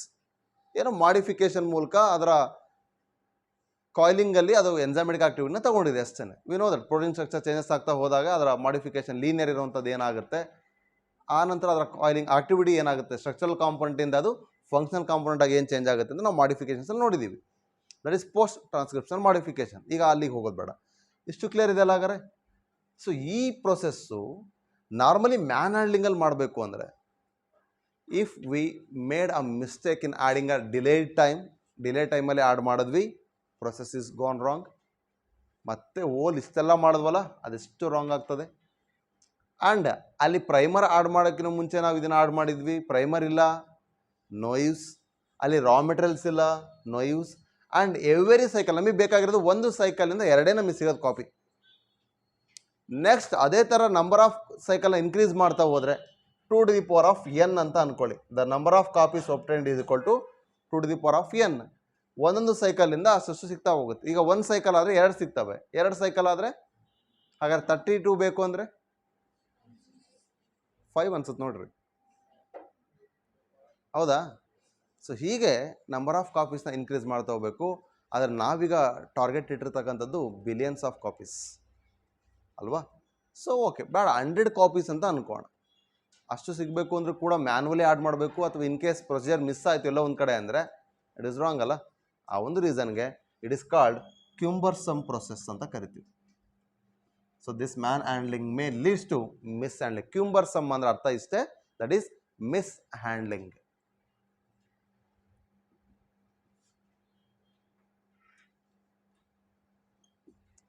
So mishandling ಮಾಡೋದು ತಪ್ಪೇ ಅಲ್ಲ. ಹಾಗಾಗಿ ನಾವು ಈಗ ಈ ಡಿನೇಚರೇಷನ್ ಟೆಂಪ್ರೇಚರ್ನ ಮತ್ತು ಈ ಎಕ್ಸ್ಟೆನ್ಷನ್ ಟೆಂಪ್ರೇಚರ್ನ ತಡ್ಕೊಳ್ಳುವಂಥ ಥರ್ಮೋಸ್ಟೇಬಲ್ ಎನ್ಸೈಮ್ಸನ್ನು ಹುಡುಕಬೇಕು. ಥರ್ಮೋಸ್ಟೇಬಲ್ ಎನ್ಸೈಮ್ಸ್ ಅಂದರೆ ಅದು ಯೂಶ್ವಲಿ ಥರ್ಮಲ್ ವೆಂಟಲ್ಲಿ ಸಿಗುವಂಥದ್ದು ಅಥವಾ ಹಾಟ್ ಸ್ಪ್ರಿಂಗ್ಸಲ್ಲಿ ಸಿಗುವಂಥದ್ದು. That is archaebacteria. That is the source is archaebacteria. Thermoacidophiles ಅಂತ ನಾವು ಓದಿದ್ದೀವಲ್ಲ, ಆ ಥರ್ಮೋ ಅಸಿಡೋಫೈಲ್ಸ್ ಬ್ಯಾಕ್ಟೀರಿಯಾದಲ್ಲಿ ಥರ್ಮಸ್ ಅಕ್ವಾಟಿಕಸ್ ಎನ್ಸೈಮ್ಸನ್ನು ಯೂಸ್ ಮಾಡ್ತೀವಿ. ಓಕೆ, ಇದನ್ನು ಬಿಟ್ಟು ಬೇರೆದನ್ನು ಕೂಡ ಯೂಸ್ ಮಾಡ್ತೀವಿ, ಇಲ್ಲ ಅಂತಲ್ಲ. ಪೈರೋಕಾಕಸ್ ಅನ್ನೋದು ಕೂಡ ಇದೆ. ಪೈರೋ ಅಂದರೆ ಅರ್ಥ ಏನು? Pyrogen which increase the body temperature. Pyro that is nothing but fire. Body ಒಳಗಡೆ ಟೆಂಪ್ರೇಚರ್ ಜಾಸ್ತಿ ಆಗುತ್ತೆ ಅಂದರೆ ನಿಮ್ಮ ಸೈಂಟಿಫಿಕ್ ಟರ್ಮ್ ಮೆಡಿಕಲಲ್ಲಿ ನಾವು ಅದನ್ನು ಕರೆಯೋದು ಪೈರೋಜೆನೆಸಿಸ್, ಅಂದರೆ ಬಾಡಿ ಒಳಗಡೆ ಟೆಂಪ್ರೇಚರ್ ಜಾಸ್ತಿ ಆಗ್ತದೆ. ಸೊ ಇಲ್ಲಿ ಆ ಪೈರೋಕಾಕಸ್ ಅಂದರೆ ಆ ಟೆಂಪ್ರೇಚರ್ನ ತಡ್ಕೊಳ್ಳುವಂಥದ್ದು. ಆ ರೀತಿ ಇರೋ ಬ್ಯಾಕ್ಟೀರಿಯಾಗಳನ್ನ ಕೂಡ ಯೂಸ್ ಮಾಡ್ತೀವಿ. ಅರ್ಥ ಆಗ್ತಿದೆಯಾ? ವೆಂಟ್ ಪಾಲಿಮರೇಸ್ ಅಂತ ಕೂಡ ಕರಿತೀವಿ. Pyro polymerase, vent polymerase and Taq polymerase 3 ಎನ್ಸೈಮ್ಸ್ನು ಯೂಸ್ ಮಾಡ್ಬೋದು. ಆದರೆ as per NCERT we are restricted to Taq polymerase. ಇದರ ಜೊತೆಗೆ ಹಾಟ್ ಸ್ಪ್ರಿಂಗ್ಸಲ್ಲಿ ಸಿಗ್ತಕ್ಕಂಥ ಎಲ್ಲ ಬ್ಯಾಕ್ಟೀರಿಯಾಗಳನ್ನ ತಗೊಂಡು ಅದರಲ್ಲಿ ನಾವು ಪಾಲಿಮರೇಸ್ ಎನ್ಸೈಮ್ನ ಹಾಕಿರೋ ಜನರಲಿ ಅದನ್ನ ಅಂತ ಕರಿಬೋದು ವೆಂಟ್ ಪಾಲಿಮರೇಸ್, ಥರ್ಮಲ್ ವೆಂಟ್ಸ್ ಮೂಲಕ. ಓಕೆ, ಕೇದಾರ್ನಾಥ್ ಹತ್ರ ಹೋದರೆ ಸಿಗುತ್ತೆ ನಿಮಗೆ. ಹಾಟ್ ವಾಟರ್ ಬಾತ್ ನ್ಯಾಚುರಲ್ ಕಂಡೀಷನ್ಸಲ್ಲಿರೋದು, ಅಲ್ಲಿ ಯಾರು ಸೌದೆ ಹಾಕೋದಲ್ಲ. Okay, so hot springs thermal ವೆಂಟ್ಸಲ್ಲಿ ನೋಡ್ಬೋದು. ಅಲ್ಲಿ ಈ ಒಂದು ಬ್ಯಾಕ್ಟೀರಿಯಾದ ಸೋರ್ಸ್ ಈಸಿಲಿ ಸಿಗುತ್ತೆ, ಯಾಕಂದರೆ ಅದರ ಹ್ಯಾಬಿಟೇಟ್ ಅದೇ ಅಲ್ಲ. ಓಕೆ, ಇನ್ನೊಂದು ಯಾರು ಹೇಳಿದೆ ನಾನು? Pyro polymerase. ಸಾಕಷ್ಟಿದ್ದಾವೆ. ಓಕೆ, ಆದರೆ ನಾವೀಗ ಹೈಯರ್ ಟೆಂಪ್ರೇಚರ್ನ ರೆಸಿಸ್ಟ್ ಮಾಡ್ತಕ್ಕಂಥ ಕೆಪಾಸಿಟಿ ಇರ್ತಕ್ಕಂಥದ್ದು Thermus aquaticus D N A polymerase ಆಗಿರೋದ್ರಿಂದ ಶಾರ್ಟ್ಕಟ್ ಆಗಿ ನಾವು ಟ್ಯಾಕ್ ಪಾಲಿಮರೇಸ್ ಅಂತ ಕರಿತೀವಿ. ಈ Taq polymerase is a thermostable D N A polymerase that has extracted from a thermostable bacteria Thermus aquaticus. Clear ಎಷ್ಟು? ಓಕೆ, ನೆಕ್ಸ್ಟ್ ಈಗ ಈ ಸ್ಟೆಪ್ಪನ್ನು ನಾವು advanced after Kary Mullis process ಅಂದರೆ ಕೊರೆನ್ಬರ್ಗ್ ಎನ್ಸೈಮ್ ಅಂತ ಕೇಳಿದಿರಲ್ಲ. ಕೊರೆನ್ಬರ್ಗ್ ಎನ್ಸೈಮ್ ಅಂತ ಕೇಳಿಲ್ಲ, ಎನ್ ಸಿ ಟಿ ಒಳಗಡೆ ಐತಿ. ಎಲ್ಲೈತಿ ಅಂತ ಹೇಳ್ಬೇಕೀಗ? ಹ್ಞೂ ರೀ, ಜೆನೆಟಿಕ್ ಕೋಡನ್ ಹತ್ರನೇ ಐತಿ. ಮಾಡಪ್ಪ. ಓಕೆ, ನಾನು ಮತ್ತೆ ಕನ್ಫ್ಯೂಸ್ ಮಾಡ್ದೇನಂಗೆ ಆಗತ್ತೆ ನಿಮ್ಗೆ. ನೀವು ಮಾಲಿಕ್ಯುಲರ್ ಬೇಸಿಸ್ ಓದಿ ಚಾಪ್ಟರ್ ಓದಿದ್ರೆ ಭಾಳ ಚೆನ್ನಾಗಿ ಅರ್ಥ ಆಗತ್ತೆ ಅಂತ ಯಾಕೆ ಹೇಳಿದೆ ಅಂದರೆ, ಓನ್ಲಿ ರೀಸನ್ ಜೆನೆಟಿಕ್ ಕೋಡನ್ಸ್ ಓದಬೇಕಾದ್ರೆ ಅಲ್ಲಿ 3 ಥರದ ಸಿವಿಯರ್ ಒಕೋವಾ ಎನ್ಸೈಮ್ ಬಗ್ಗೆ ಮಾತಾಡ್ತೀವಿ. ಮರ್ತೋಗಿತ್ರಾ? ಸಿವಿಯರ್ ಒಕೋವಾ ಎನ್ಸೈಮ್ ಎಷ್ಟು ಜನಕ್ಕೆ ನೆನಪೈತಿ ಕೈದ್ರಿ? Only 1 or 2.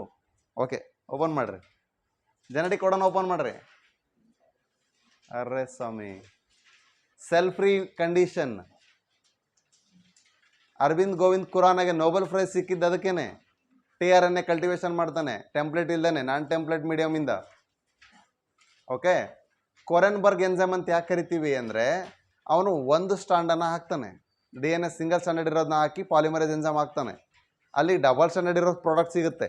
Then he came to know that the DNA polymerase, this means this enzyme Kornberg enzyme can make single standard DNA into double standard. ಹಾಗಾಗಿ ಕಾಂಪ್ಲಿಮೆಂಟ್ರಿ ಆಗಿ ಇರೋದ್ರಿಂದ ಅದನ್ನು ನಾವೀಗ DNA ಪಾಲಿಮರೇಸ್ ಅಂತ ಯೂಸ್ ಮಾಡ್ತಾ ಇದ್ವಿ. For that he got Nobel prize. Arvind Govind Khorana ಯಾವ country ಅವನು? ಸ್ವಲ್ಪ ನೆನ್ಪಿಡ್ಕೊಳ್ರಪ್ಪ, ಎಲ್ಲ ಬರೀ ಫಾರಿನರ್ಸ್ ಅಷ್ಟೇ ರಿಸರ್ಚ್ ಮಾಡಲ್ಲ. ಓಕೆ, ಈಗ ಅವು 3 ಸಿಕ್ಕುವ ಇಲ್ಲ? ಸಿಕ್ಕಿಲ್ಲ ಅಂತೇಳ್ರಿ ಶ್ರೇಯಸ್ಗೆ. ಜೆನೆಟಿಕ್ ಕೋಡಾನ್ ಮೇಲ್ಗಡೆ ಪ್ಯಾರಾಗ್ರಾಫಲ್ಲಿ ಸಿವಿಯರ್ ಒಕೋವಾ ಎನ್ಸೈಮ್ ಅಂತ ಐತಿ, ಆಯಿತಾ? ಅದ್ರ ಹಿಂದಿನ ಪೇಜ್ ತೆಗೆದ್ರೆ ಅರವಿಂದ್ ಗೋವಿಂದ್ ಖುರಾನ ಬಗ್ಗೆ ಐತಿ ಲಾಸ್ಟ್ ಪ್ಯಾರಾಗ್ರಾಫಲ್ಲಿ. ಅದ್ರ ಮೇಲ್ಗಡೆ ಸೆಂಟೆನ್ಸಿಗೆ ಹೋದರೆ ಕೊರೆನ್ಬರ್ಗ್ ಎನ್ಸೈಮ್ ಬಗ್ಗೆನೂ ಕೊಟ್ಟಾರೆ. Have you seen that one? ಸಿಗ್ತಾ ಇಲ್ಲ ಪ್ರತೀಕಾ? ಸಿಗತ್ತಾ? ಬುಕ್ಕೇ ಇಲ್ಲ ಸರ್, ಇನ್ನೆಲ್ಲಿ ನೋಡಿ ಸಿಗತ್ತೆ? ಅಲ್ಲಿ ಬುಕ್ ಇಲ್ಲ ಅನ್ಸುತ್ತೆ, ಇಲ್ಲಲ್ಲ? ಸಿಗ್ತಾ? ಶ್ರೇಯಸ್ಸು, ಪ್ರಮೋದ, ಪ್ರಜ್ಜಾ ಸಿಗ್ತಾ? ಮತ್ತು ಮುಂದ್ಗಡೆ ತೋರ್ಸಲ್ಲಿ, ಅವ್ನು ಎಲ್ಲೈತಿ ಅಂತ ತಲೆ ಕರ್ಕೊಳಕತ್ತಾನೆ ಜಮ್ಕಂಡು. ಅದೇ ಪೇಜಿನ ಲಾಸ್ಟ್ ಲೈನ್ ಓದಲೆ, ಮತ್ತೊಂಚೂರು ಎಕ್ಸ್ಪ್ರೆಷನ್ ಕೊಡು, ಹೋಗ್ಕೊಳ ಸಿಕ್ಕತ್ತೆ ಏನತ್ತಾರ ಹುಡುಕಕತ್ತೀಯಲ್ಲ, ನಾನು ಅದನ್ನ ಇನ್ನೇ ನೋಡಕತ್ತೀನಿ. ಓಕೆ ಓಕೆ, ಇಲ್ಲಿ ನೋಡಿ, ಈ ಪಾಲಿಮರೇಸ್ ಎನ್ಸೈಮ್ಸನ್ನು ನಾವು ಆ ಒಂದು ಬೇಸಿಸ್ ಮೇಲೆ ಇಟ್ಕೊಂಡು PCR ರೆಡಿ ಮಾಡಿದ್ದು. ಆ ಪ್ರಿನ್ಸಿಪಲ್ ಅದೇನೆ. ಓಕೆ, ಆದರೆ ಕ್ಯಾರಿ ಮಿಲಿಸ್ ಅದಕ್ಕೆ ಮಾಡರ್ನ್ ಟಚ್ ಕೊಡ್ತಾನೆ, ಬೇಗ ರೆಡಿ ಆಗ್ಬೇಕಲ್ಲ, ಆ್ಯಂಡ್ ಮೋರ್ ಸ್ಪೆಸಿಫಿಕಾಗಿ ರೆಡಿ ಆಗಬೇಕು. ಅದಕ್ಕೆ ಅಡ್ವಾನ್ಸ್ಡ್ PCR ಹೇಗಿದೆ ಅಂದರೆ,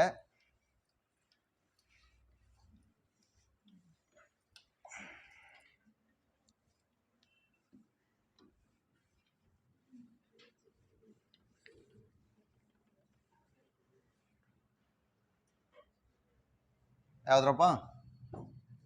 PCR after Kary-Mullis experiment means Kary-Mullis invention. That is nothing but Taq polymerase. Okay. For your kind information, extra ಏನಪ್ಪ ಅಂದರೆ, we are using the polymerase enzyme, nothing but it is also called as Kornberg enzyme. ಇದು ಕೂಡ ಒಂದ್ಸಲ ಕೇಳಿದ್ದಾರೆ, ನೆನಪಿರಲಿ. Kornberg enzyme ಅಂದರೆ this is the DNA polymerase enzyme. ಇದನ್ನೇ Taq polymerase ಆಗಿ ಮಾಡಿದ್ದು ಕ್ಯಾರಿ-ಮುಲ್ಲಿಸ್. ಓಕೆ, ಆ್ಯಂಡ್ ಇನ್ನು ನಾನು ಮಾಲಿಕ್ಯುಲರ್ ಬೇಸ್ ಬಗ್ಗೆ ಮತ್ತೆ ಮಾತಾಡಲ್ಲ ಬಿಡ್ರಿ, ಈ ಕಡೆಗೆ ಬಂದುಬಿಡ್ರಿ. ಅರವಿಂದ್ ಗೋವಿಂದ್ ಖುರಾನ ಬಗ್ಗೆ ಹೇಳಿದೆ, ಸೆಲ್ ಫ್ರೀ ಮೀಡಿಯಾದಲ್ಲಿ ಅದರಲ್ಲೂ ಕೂಡ ಟೆಂಪ್ಲೇಟ್ ಇಲ್ಲದೇನೆ TRNA ಮಾಲಿಕ್ಯೂಲ್ಸನ್ನು RNA ಮಾಲಿಕ್ಯೂಲ್ಸನ್ನು ಅವನು ಪ್ರೊಡ್ಯೂಸ್ ಮಾಡ್ತಾನೆ, RNAನ ಪ್ರೊಡ್ಯೂಸ್ ಮಾಡ್ತಾನೆ ಅಂತ ನೆನ್ಪಿಟ್ಕೊಳ್ಳಿ. For that he got Nobel price. Okay, ಈಗ PCR ಏನು ಮಾಡ್ತಾ ಹೋದ್ವಿ ಅಂದರೆ, ಫಸ್ಟ್ ದ ರಾ ಮೆಟೀರಿಯಲ್ಸ್ ನಮಗೆ ಬೇಕಾಗಿರೋದು PCR ಏನಂಗಾರೆ, ಒಂದು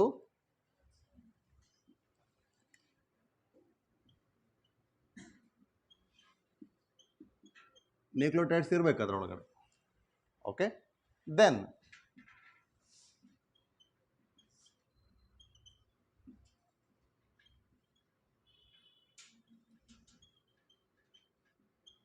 ಕರೆಕ್ಟಾ? ಇವು ಮೂರು ನಮಗೆ ಬೇಕಾಗಿರೋದು ಮೇನ್ ಆಗಿ, ರೈಟ್? ಸೊ ಈಗ D N A is what? Double standard. Double standard D N ಎಗೆ ಈಗ ನಾವೇನು ಮಾಡ್ತಾ ಇದ್ದೀನಿ ಅಂದರೆ, I am inducing it to get broke its hydrogen bonds. Hydrogen bond cleavage ಆಗಬೇಕು ಈಗ. Hence I am adding and that is inducing 94 degrees Celsius of temperature. This step is called denaturation. ಅದರ original ನೇಚರನ್ನು ನಾನೀಗ ಹಾಳು ಮಾಡಿದೆ by breaking it's process. ಹಾಗಾದರೆ ಡಿನೇಚರೇಷನ್ ಆದಮೇಲೆ ಬರ್ತಕ್ಕಂಥದ್ದೇನು ಅಂದರೆ, they gives a single standard D N S.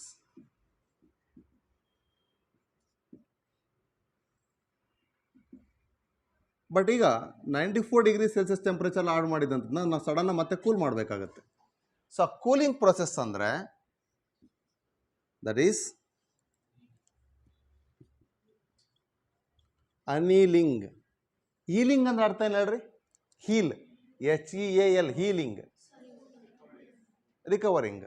Okay, making it original ಫಾರ್ಮಿಗೆ ತರ್ತಕ್ಕಂಥದ್ದು. ಇಲ್ಲಿ ಅನೀಲಿಂಗ್ ಅಂದರೆ joining. Anneal refers to join. ಇದು dictionary meaning. Anneal is equal to join ಅಂತ ಅರ್ಥ.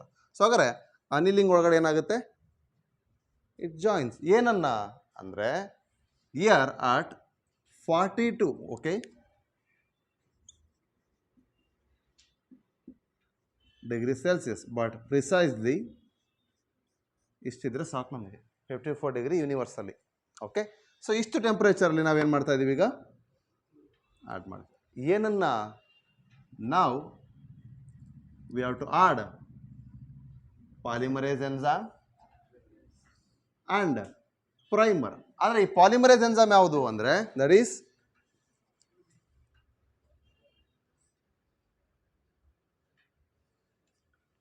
ಓಕೆ. ಸೊ ಫಸ್ಟ್ ಈಗ ಅನಿಲಿಂಗ್ ಪ್ರೊಸೆಸ್ಸಲ್ಲಿ ಆದಾಗ we have to take up what 5' to 3' ಇರೋದ್ರಲ್ಲಿ ಅದು 3' ಎಂಡ್ ಪ್ರೈಮರ್ ಏನಾಗುತ್ತೆ? ಆ್ಯಡ್ ಆಗುತ್ತೆ.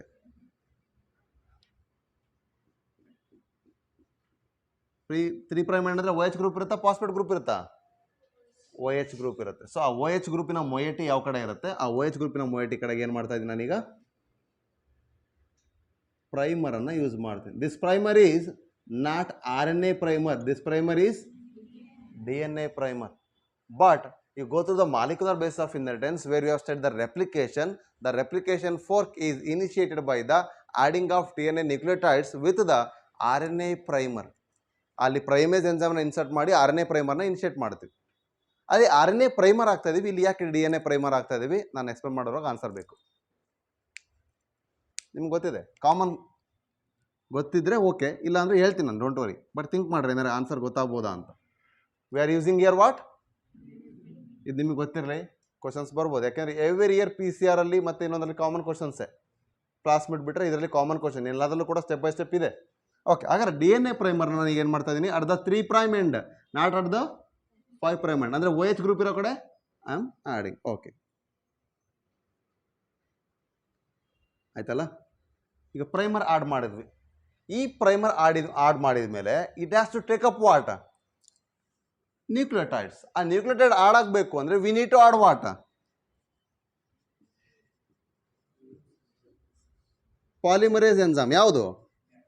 ಟ್ಯಾಕ್ ಪಾಲಿಮರೇಸ್ ಎನ್ಸೈಮ್ನ ಹಾಕಬೇಕು. ಯಾವಾಗ ಅಂದರೆ in the process of extension.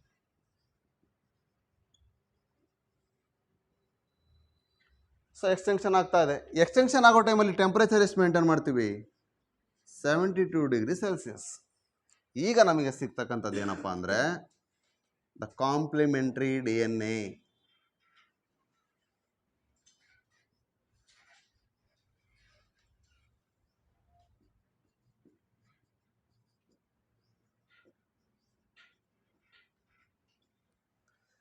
How many we got? From one cycle, ಇಷ್ಟು ಕೂಡ ಒಂದು cycle. Step denaturation, then annealing, then extension of the primer to form a DNA polynucleated chain. So ಇಷ್ಟು ಆಯ್ತಲ್ಲ. Okay, ಒಂದು ಸೈಕಲಲ್ಲಿ ಎರಡು ಸಿಕ್ಕಿದೆ. So if you perform this, okay but ಈ ಕಡೆನೇ ಬರ್ಬಿಡ್ತೀನಿ. If you perform this repeatedly 30 cycle, n settle ಕೂಡ 30 ಸೈಕಲ್ಲೇ. ನಾನೀಗ 5 ಸೈಕಲ್ ಆದರೆ ಓಕೆ 30 ಸೈಕಲ್ ಆದರೆ ಸಿಗುತ್ತೆ 1 ಬಿಲಿಯನ ಮಿಲಿಯನ? ಹಾಂ,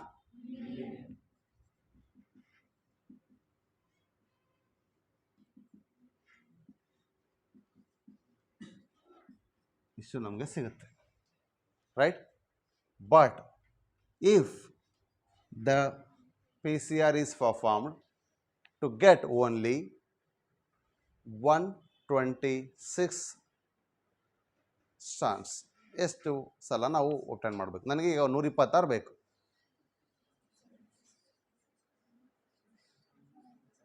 ಒನ್ 156 ಅಂತಲೇ ಅನ್ಕೋಣ. ಓಕೆ, ಹಾಂ, ಅರೌಂಡ್ 150 ಬೇಕಪ್ಪ ನನಗೆ. I need 150 DNA fragments. You are having only one DNA fragment. Now how many PCR you will perform? 2 to the power of 7 ನೋಡಿ ಕ್ಯಾಲ್ಕುಲೇಟ್ ಮಾಡಿ. 120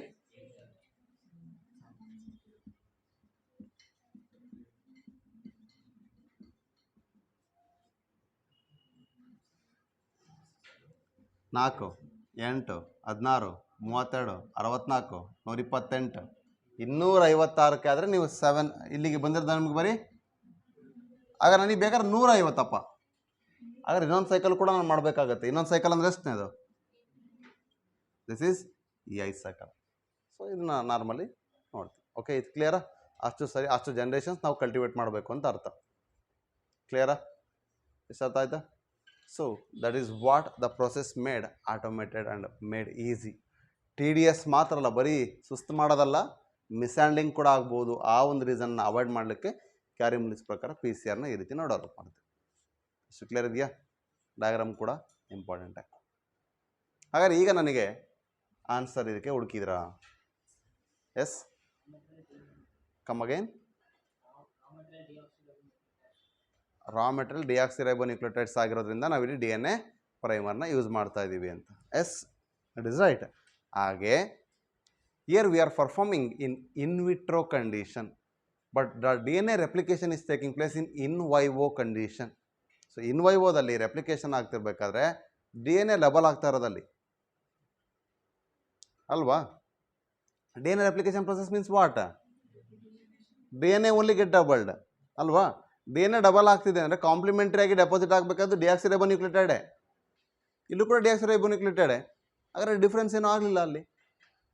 ಆದರೆ ಮೇಜರ್ ಡಿಫ್ರೆನ್ಸ್ ಏನು ಅಂದರೆ ಇನ್ವಿಟ್ರೋ ಕಂಡೀಷನ್ಸಲ್ಲಿ ಅದನ್ನು ರಿಪೇರಿ ಮಾಡಿಕೊಂಡು ಮತ್ತೆ ನಾವು ಜಾಯಿನ್ ಮಾಡಲ್ಲ. ಇಲ್ಲಿ ಏನಾಗುತ್ತೆ, 2 ಸ್ಟ್ಯಾಂಡ್ ಬಂತಾ ಸಪ್ರೇಟಾಗಿ ಹೋಗುತ್ತೆ, ಅಲ್ಲಿ ಇನ್ನೊಂದು ಸ್ಟ್ಯಾಂಡ್ ಬಂತಾ ಸಪ್ರೇಟಾಗಿ ಹೋಗುತ್ತೆ. ಅಲ್ಲಿ ಆದರೂ ವೈ ಲೂಪ್ ಫಾರ್ಮೇಷನ್ ಆದರೆ ಸಪ್ರೇಟಾಗಿ ಒಂದು ಕಡೆ ಮಾತ್ರ ಆಗುತ್ತೆ, ಒಂದು ಕಾಂಪ್ಲಿಮೆಂಟರಿ ಆಗಿ ಅದು ಬೇರೆ.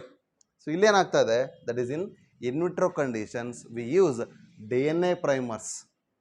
ಇನ್ vivo condition we use RNA primers. ನಾವು ಯೂಸ್ ಮಾಡೋದಲ್ಲ, ನಮ್ಮ ಬಾಡಿನೇ ಯೂಸ್ ಮಾಡ್ಕೊಳತ್ತೆ ಇನ್ ವೈವೋದಲ್ಲಿ. So that's why DNA primers are used in vitro conditions, not RNA primers. ಇದು ನಿಮಗೆ ಗೊತ್ತಿಲ್ಲ. ಕ್ಲಿಯರಾ? ಸೊ ಇಷ್ಟು ಪ್ರೊಸೆಸ್ ಆದಮೇಲೆ ನೆಕ್ಸ್ಟ್ ಏನು ಮಾಡ್ಬೇಕು ನಾವೀಗ? ಈ ಸೆಲ್ಲನ್ನು ಓಸ್ಟ್ ಬಾಡಿಗೆ ಇನ್ಸರ್ಟ್ ಮಾಡಬೇಕು. Insertion of DNA into the host cell. So host cell ಎಲ್ಲದೂ ಕೂಡ ಟೇಕಪ್ ಮಾಡೋದ. ನಾವು ಇನ್ನೇ ನೋಡಿದ್ವಿ ಟ್ರಾನ್ಸ್ಫಾರ್ಮೆಂಟ್ಸ್ ಹೇಗಾಗುತ್ತೆ, ನಾನ್ ಟ್ರಾನ್ಸ್ಫಾರ್ಮೆಂಟ್ಸ್ ಹೇಗಾಗುತ್ತೆ. ಫಸ್ಟ್ ಕಂಡೀಷನ್ ನಾವು ಬರೆದ್ವಿ, ಎಲ್ಲ ಸೆಲ್ಲು ತಗೊಳ್ಳಿಲ್ಲದಕ್ಕೆ ಅದು ನಾನ್ ಟ್ರಾನ್ಸ್ಫಾರ್ಮೆಂಟ್ ಆಗಿ ಉಳ್ಕೊಳುತ್ತೆ. ಈಗ ಅದು ಟ್ರಾನ್ಸ್ಫಾರ್ಮೇಷನ್ ಮಾಡಬೇಕು ಅಂದರೆ we are having different methods. ಆ ಡಿಫ್ರೆಂಟ್ ಮೆಥಡ್ಸಲ್ಲಿ ಲೆಟ್ ಅಸ್ ಡಿಸ್ಕಸ್ ಯಾವುದ್ಯಾವುದು ಎನೌನ್ಸ್ ಮಾಡ್ತಾ ಹೋಗುತ್ತೆ, ಬ್ಯಾಕ್ಟೀರಿಯಾಗಾಗಲಿ, ಅನಿಮಲ್ಸ್ಗಾಗಲಿ, ಪ್ಲಾಂಟ್ಸ್ಗಾಗಲಿ ಅಂತ ನೋಡೋಣ. ಎಷ್ಟು ಕ್ಲಿಯರ್ ಇದೆನಾ? So we are at which step now? 5th step or 4th step? 4th step. Okay.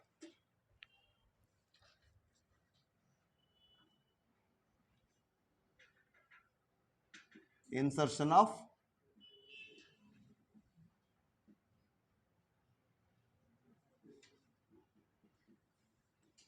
R D N ತಾನೆ ರಿಕಾಂಬಿನೆಂಟ್ ಆಗಿದೆ ಆಗಿಲ್ವೋ ಆಗಿದೆ okay the recombinant D N A into host ಸೆಲ್ಲರ್ ಆಗಿರ್ಬೋದು ಬಾಡಿ ಆಗಿರ್ಬೋದು host okay how they are having the different methods. First, here we should make host as competent. How to make host competent? ನಿಮ್ಮನ್ನ competent ಮಾಡಬೇಕು ಅಂತ ನಾವು every ವೀಕೆಂಡಲ್ಲಿ photo ಹಾಕ್ಬಿಟ್ಟು ಅಥವಾ list ಹಾಕ್ಬಿಟ್ಟು ನೋಡ್ತಿದ್ದೀವಿ ಹಾಗಾದ್ರೆ ಇಲ್ಲಿ ಕಾಂಪಿಟೆಂಟ್ ಹೋಸ್ಟ್ ಮಾಡಬೇಕು ಅಂದರೆ ಏನು ಮಾಡಬೇಕು we have to treat a cell okay and it is a plasmid okay ಈ ಪ್ಲಾಸ್ಮಿಡ್ ಒಳಗೆ ಈ ಸೆಲ್ ಒಳಗೆ ಈ ಪ್ಲಾಸ್ಮಿಡ್ ಹೋಗಬೇಕು but not easily to take ups now we need to add CaCl2 solution ಅಂದರೆ ಅಯಾನಿಕ್ ಸೊಲ್ಯೂಷನ್ಸ್ ಇದೆ ಅದನ್ನು ನಾವು ಈಗ ಆ್ಯಡ್ ಮಾಡಿದ್ವಿ then now a bacterial cell or whatever the cell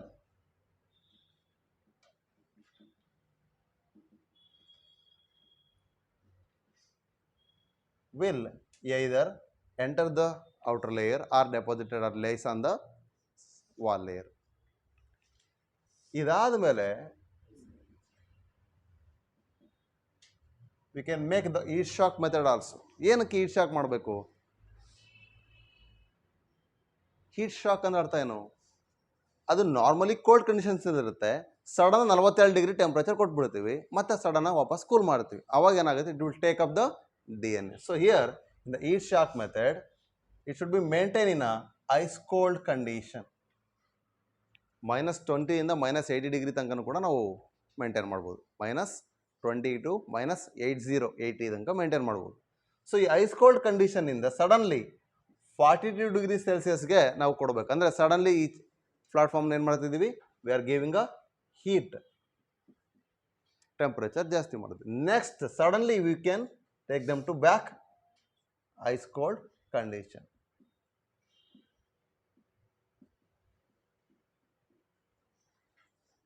So ಈಗ ಏನಾಗ್ತದೆ host will take up the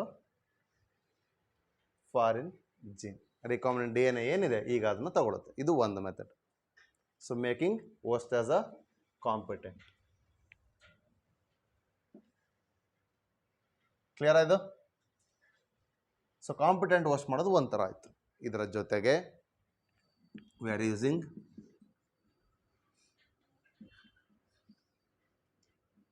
ಎಲೆಕ್ಟ್ರೋಫೋರೇಷನ್ ಬ್ಯಾಕ್ಟೀರಿಯಾಗಳಿಗೆ especially ನಾವು ಎಲೆಕ್ಟ್ರೋಫೋರೇಷನ್ಸನ್ನು ಯೂಸ್ ಮಾಡ್ತೀವಿ ಹೈ ವೆಲಾಸಿಟಿ ಚಾರ್ಜನ್ನು ನಾವಲ್ಲಿ ಇಂಡ್ಯೂಸ್ ಮಾಡಿದಾಗ it will make the small pores on the wall layers that will take up the DNA that is electroporation then electroporation ಅಲ್ಲದೆ ಮತ್ತೇನು ಮಾಡ್ಬೋದು ಮೈಕ್ರೋ ಇಂಜೆಕ್ಷನ್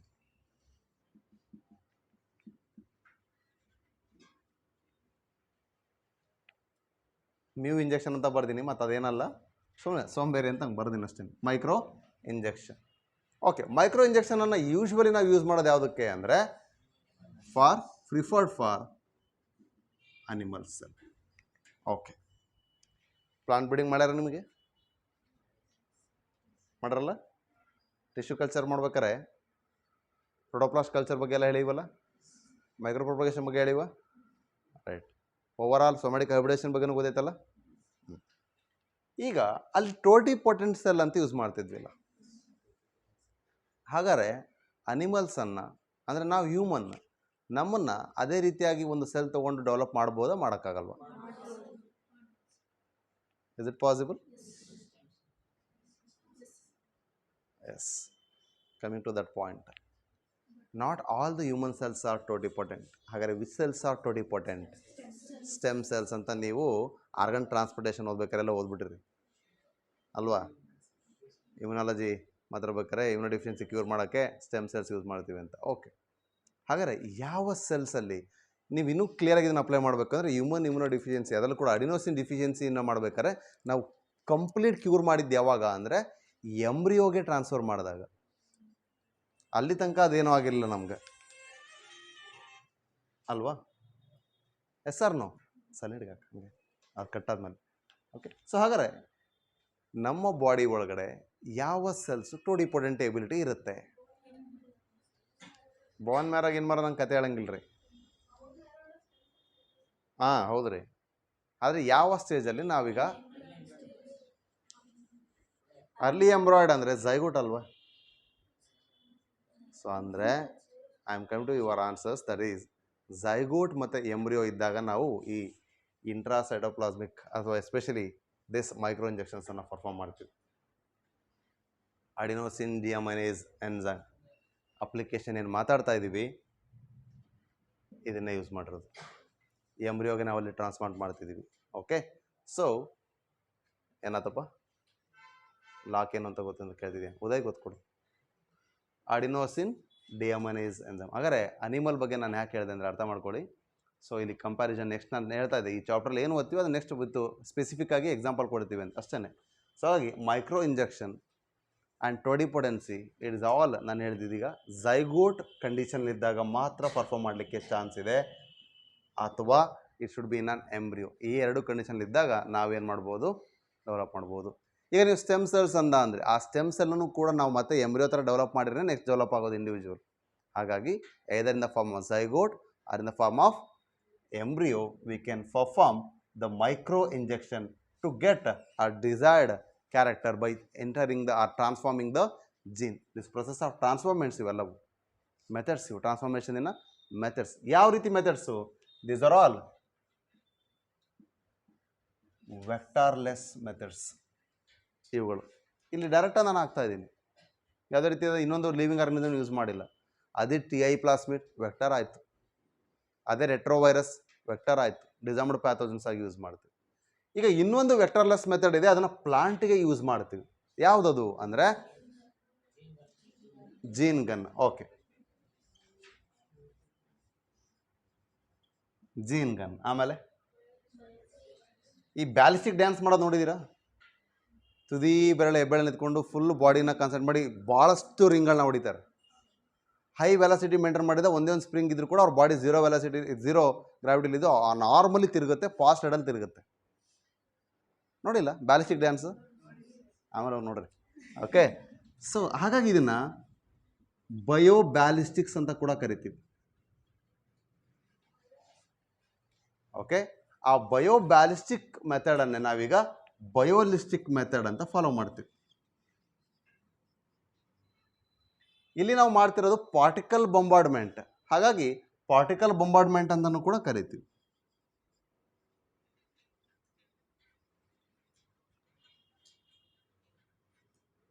ಇದು ನಿಮ್ಮ ಕೆಮಿಸ್ಟ್ರಿಲ್ಲ ಫಿಸಿಕ್ಸ್ ಎಲ್ಲ ಓದೋದು ಬೊಂಬಾರ್ಡ್ಮೆಂಟ್. ಎಂಟ್ರೋಪಿ ಜಾಸ್ತಿ ಎರಡರಲ್ಲೂ ಬರ್ತದೆ, ಎರಡರಲ್ಲೂ ಓದ್ತೀರಿ. ಓಕೆ, ಪಾರ್ಟಿಕಲ್ ಬೊಂಬಾರ್ಡ್ಮೆಂಟ್ ಅಥವಾ ಇದನ್ನೇನು ಹೇಳ್ಬೋದು, ಜೀನ್ ಗನ್, ಬಯೋಲಿಸ್ಟಿಕ್ಸ್ ಅಥವಾ ಬಯೋಬ್ಯಾಲಿಸ್ಟಿಕ್ಸ್ ಅಥವಾ ಪಾರ್ಟಿಕಲ್ ಬೊಂಬಾರ್ಡ್ಮೆಂಟ್. ಯಾವ ಪಾರ್ಟಿಕಲ್ಸ್ನ ಯೂಸ್ ಮಾಡ್ತೀವಿ? ಗೋಲ್ಡು ಇಲ್ಲ ಅಂದರೆ ಟಂಗ್ಸ್ಟನ್. ಯಾಕೆ ಗೋಲ್ಡು ಅಥವಾ ಟಂಗ್ಸ್ಟನ್ನೇ ಯೂಸ್ ಮಾಡಬೇಕು? They are the micro particles having the high velocity.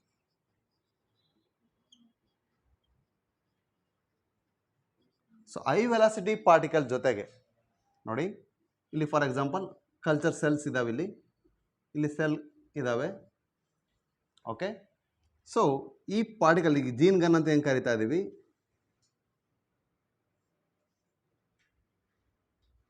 ಇಲ್ಲಿದ್ದಾವೆ. ಇದ್ರ ಮೂಲಕ ಓಪನಿಂಗ್ ಮೂಲಕ ಇದು ಹೋಗುತ್ತೆ ಅಂತ ಅನ್ಕೊಂಡು, ಇಷ್ಟು ದೂರ ಇರಲ್ಲ. ಓಕೆ, ಸೊ ಈ ಪಾರ್ಟಿಕಲ್ಸನ್ನು ಹೈ ವೆಲಾಸಿಟಿ ಒಳಗಡೆ ಇಲ್ಲಿ ಮೇಂಟೈನ್ ಮಾಡಿ ಒಂದು ಸಲ ರಿಲೀಸ್ ಮಾಡಿ ಡೈರೆಕ್ಟ್ಲಿ ಸೆಲ್ ಒಳಗಡೆ ಎಂಟ್ರಿ ಆಗ್ತಾವೆ. ಇದು mainly performed in what? Plants.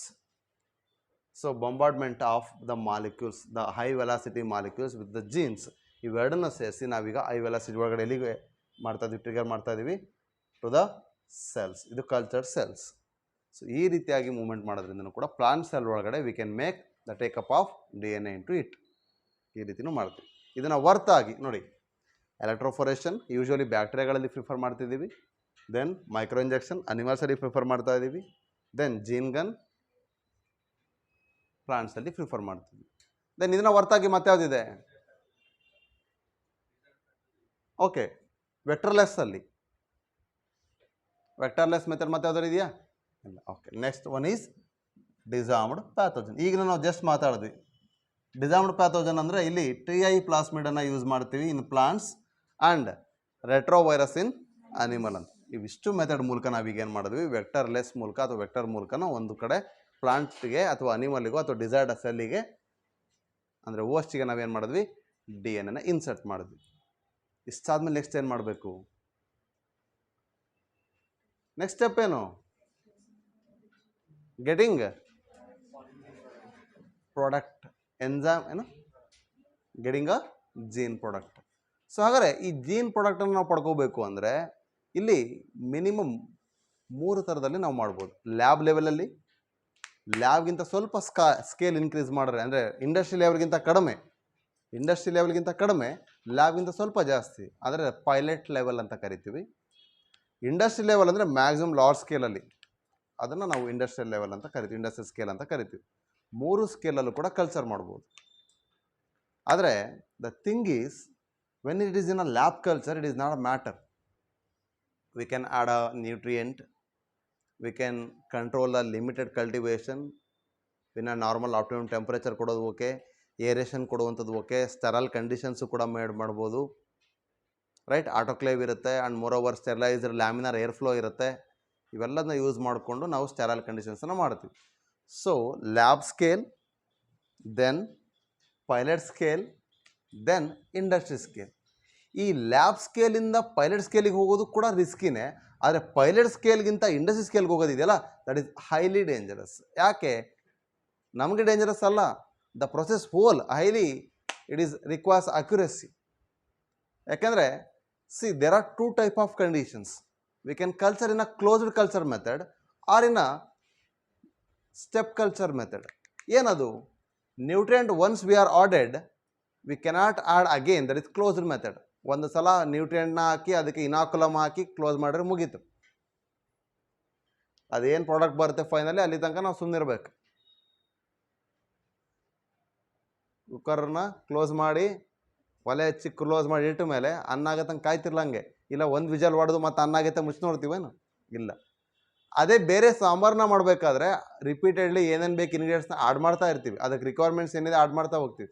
ಅಥವಾ ನಾರ್ಮಲಾಗಿ ಅನ್ನ ಮಾಡ್ಬೇಕಾದ್ರೆ ಓಪನ್ ಕಲ್ಚರ್ ಮಾಡ್ಬೇಕಾದ್ರೆ ಏನು ಮಾಡ್ತೀವಿ, ಅನ್ನಕ್ಕೆ ನೀರು ಕಮ್ಮಿ ಆಯಿತಾ ಮತ್ತೊಂದು ಸ್ವಲ್ಪ ಹಾಕ್ತೀವಿ, ಇಲ್ವಾ ಉಪ್ಪು ಏನಾದ್ರು ಸ್ವಲ್ಪ ಟೇಸ್ಟ್ ನೋಡ್ತೀವಿ. ಇಲ್ಲ ಸಾಂಬಾರು ಮಾಡ್ಬೇಕಾದ್ರೂ ಅಷ್ಟೇ, ಉಪ್ಪು ಕಮ್ಮಿ ಆಗಿದೆ ಮತ್ತೆ ಉಪ್ಪು ಹಾಕೋದು, ಹುಳಿ ಕಮ್ಮಿ ಆಗಿದೆ ಮತ್ತೆ ಹುಳಿ ಹಾಕೋದು, ಇಲ್ಲ ಸರಿ ಆಗ್ತಾ ಇಲ್ಲ ಮತ್ತೆ ಖಾರ ಹಾಕೋದು, ಏನೋ ಒಂದು ಆ್ಯಡ್ ಮಾಡ್ತಾನೆ ಇರ್ತೀವಿ. ಅಂದರೆ ರಿಕ್ವೈರ್ಮೆಂಟ್ ಏನಿದೆ ಅದನ್ನು ನಾವು ರಿಪೀಟೆಡ್ಲಿ ಆ್ಯಡ್ ಮಾಡ್ತಾ ಹೋಗೋದು ಸ್ಟೆಪ್ ಕಲ್ಚರ್ ಅಥವಾ ಓಪನ್ ಕಲ್ಚರ್. ಸೊ ಕ್ಲೋಸ್ಡ್ ಮೆಥಡ್ಸಿಗೂ ಓಪನ್ ಮೆಥಡ್ಸಿಗೂ ಅದೇ ವ್ಯತ್ಯಾಸ. ಸೊ ಅದನ್ನು ಲಾರ್ಜ್ ಕಂಟೆಂಟ್ ಏನು ನಾನು ಹೇಳಿದೆ, ಲ್ಯಾಬ್ ಟು ಪೈಲಟ್ ಲೆವೆಲ್ ಅಥವಾ ಇಂಡಸ್ಟ್ರಿ ಲೆವೆಲ್ ಹೋಗಬೇಕು ಅಂದರೆ we need 100 to 1000 litre volume containing containers. ಯಾಕೆಂದರೆ ಇಲ್ಲಿ ಬರೀ ಗ್ಲಾಸ್ ವೆಸಲ್ಸಲ್ಲಿ ಮಾಡಿದ್ವಿ.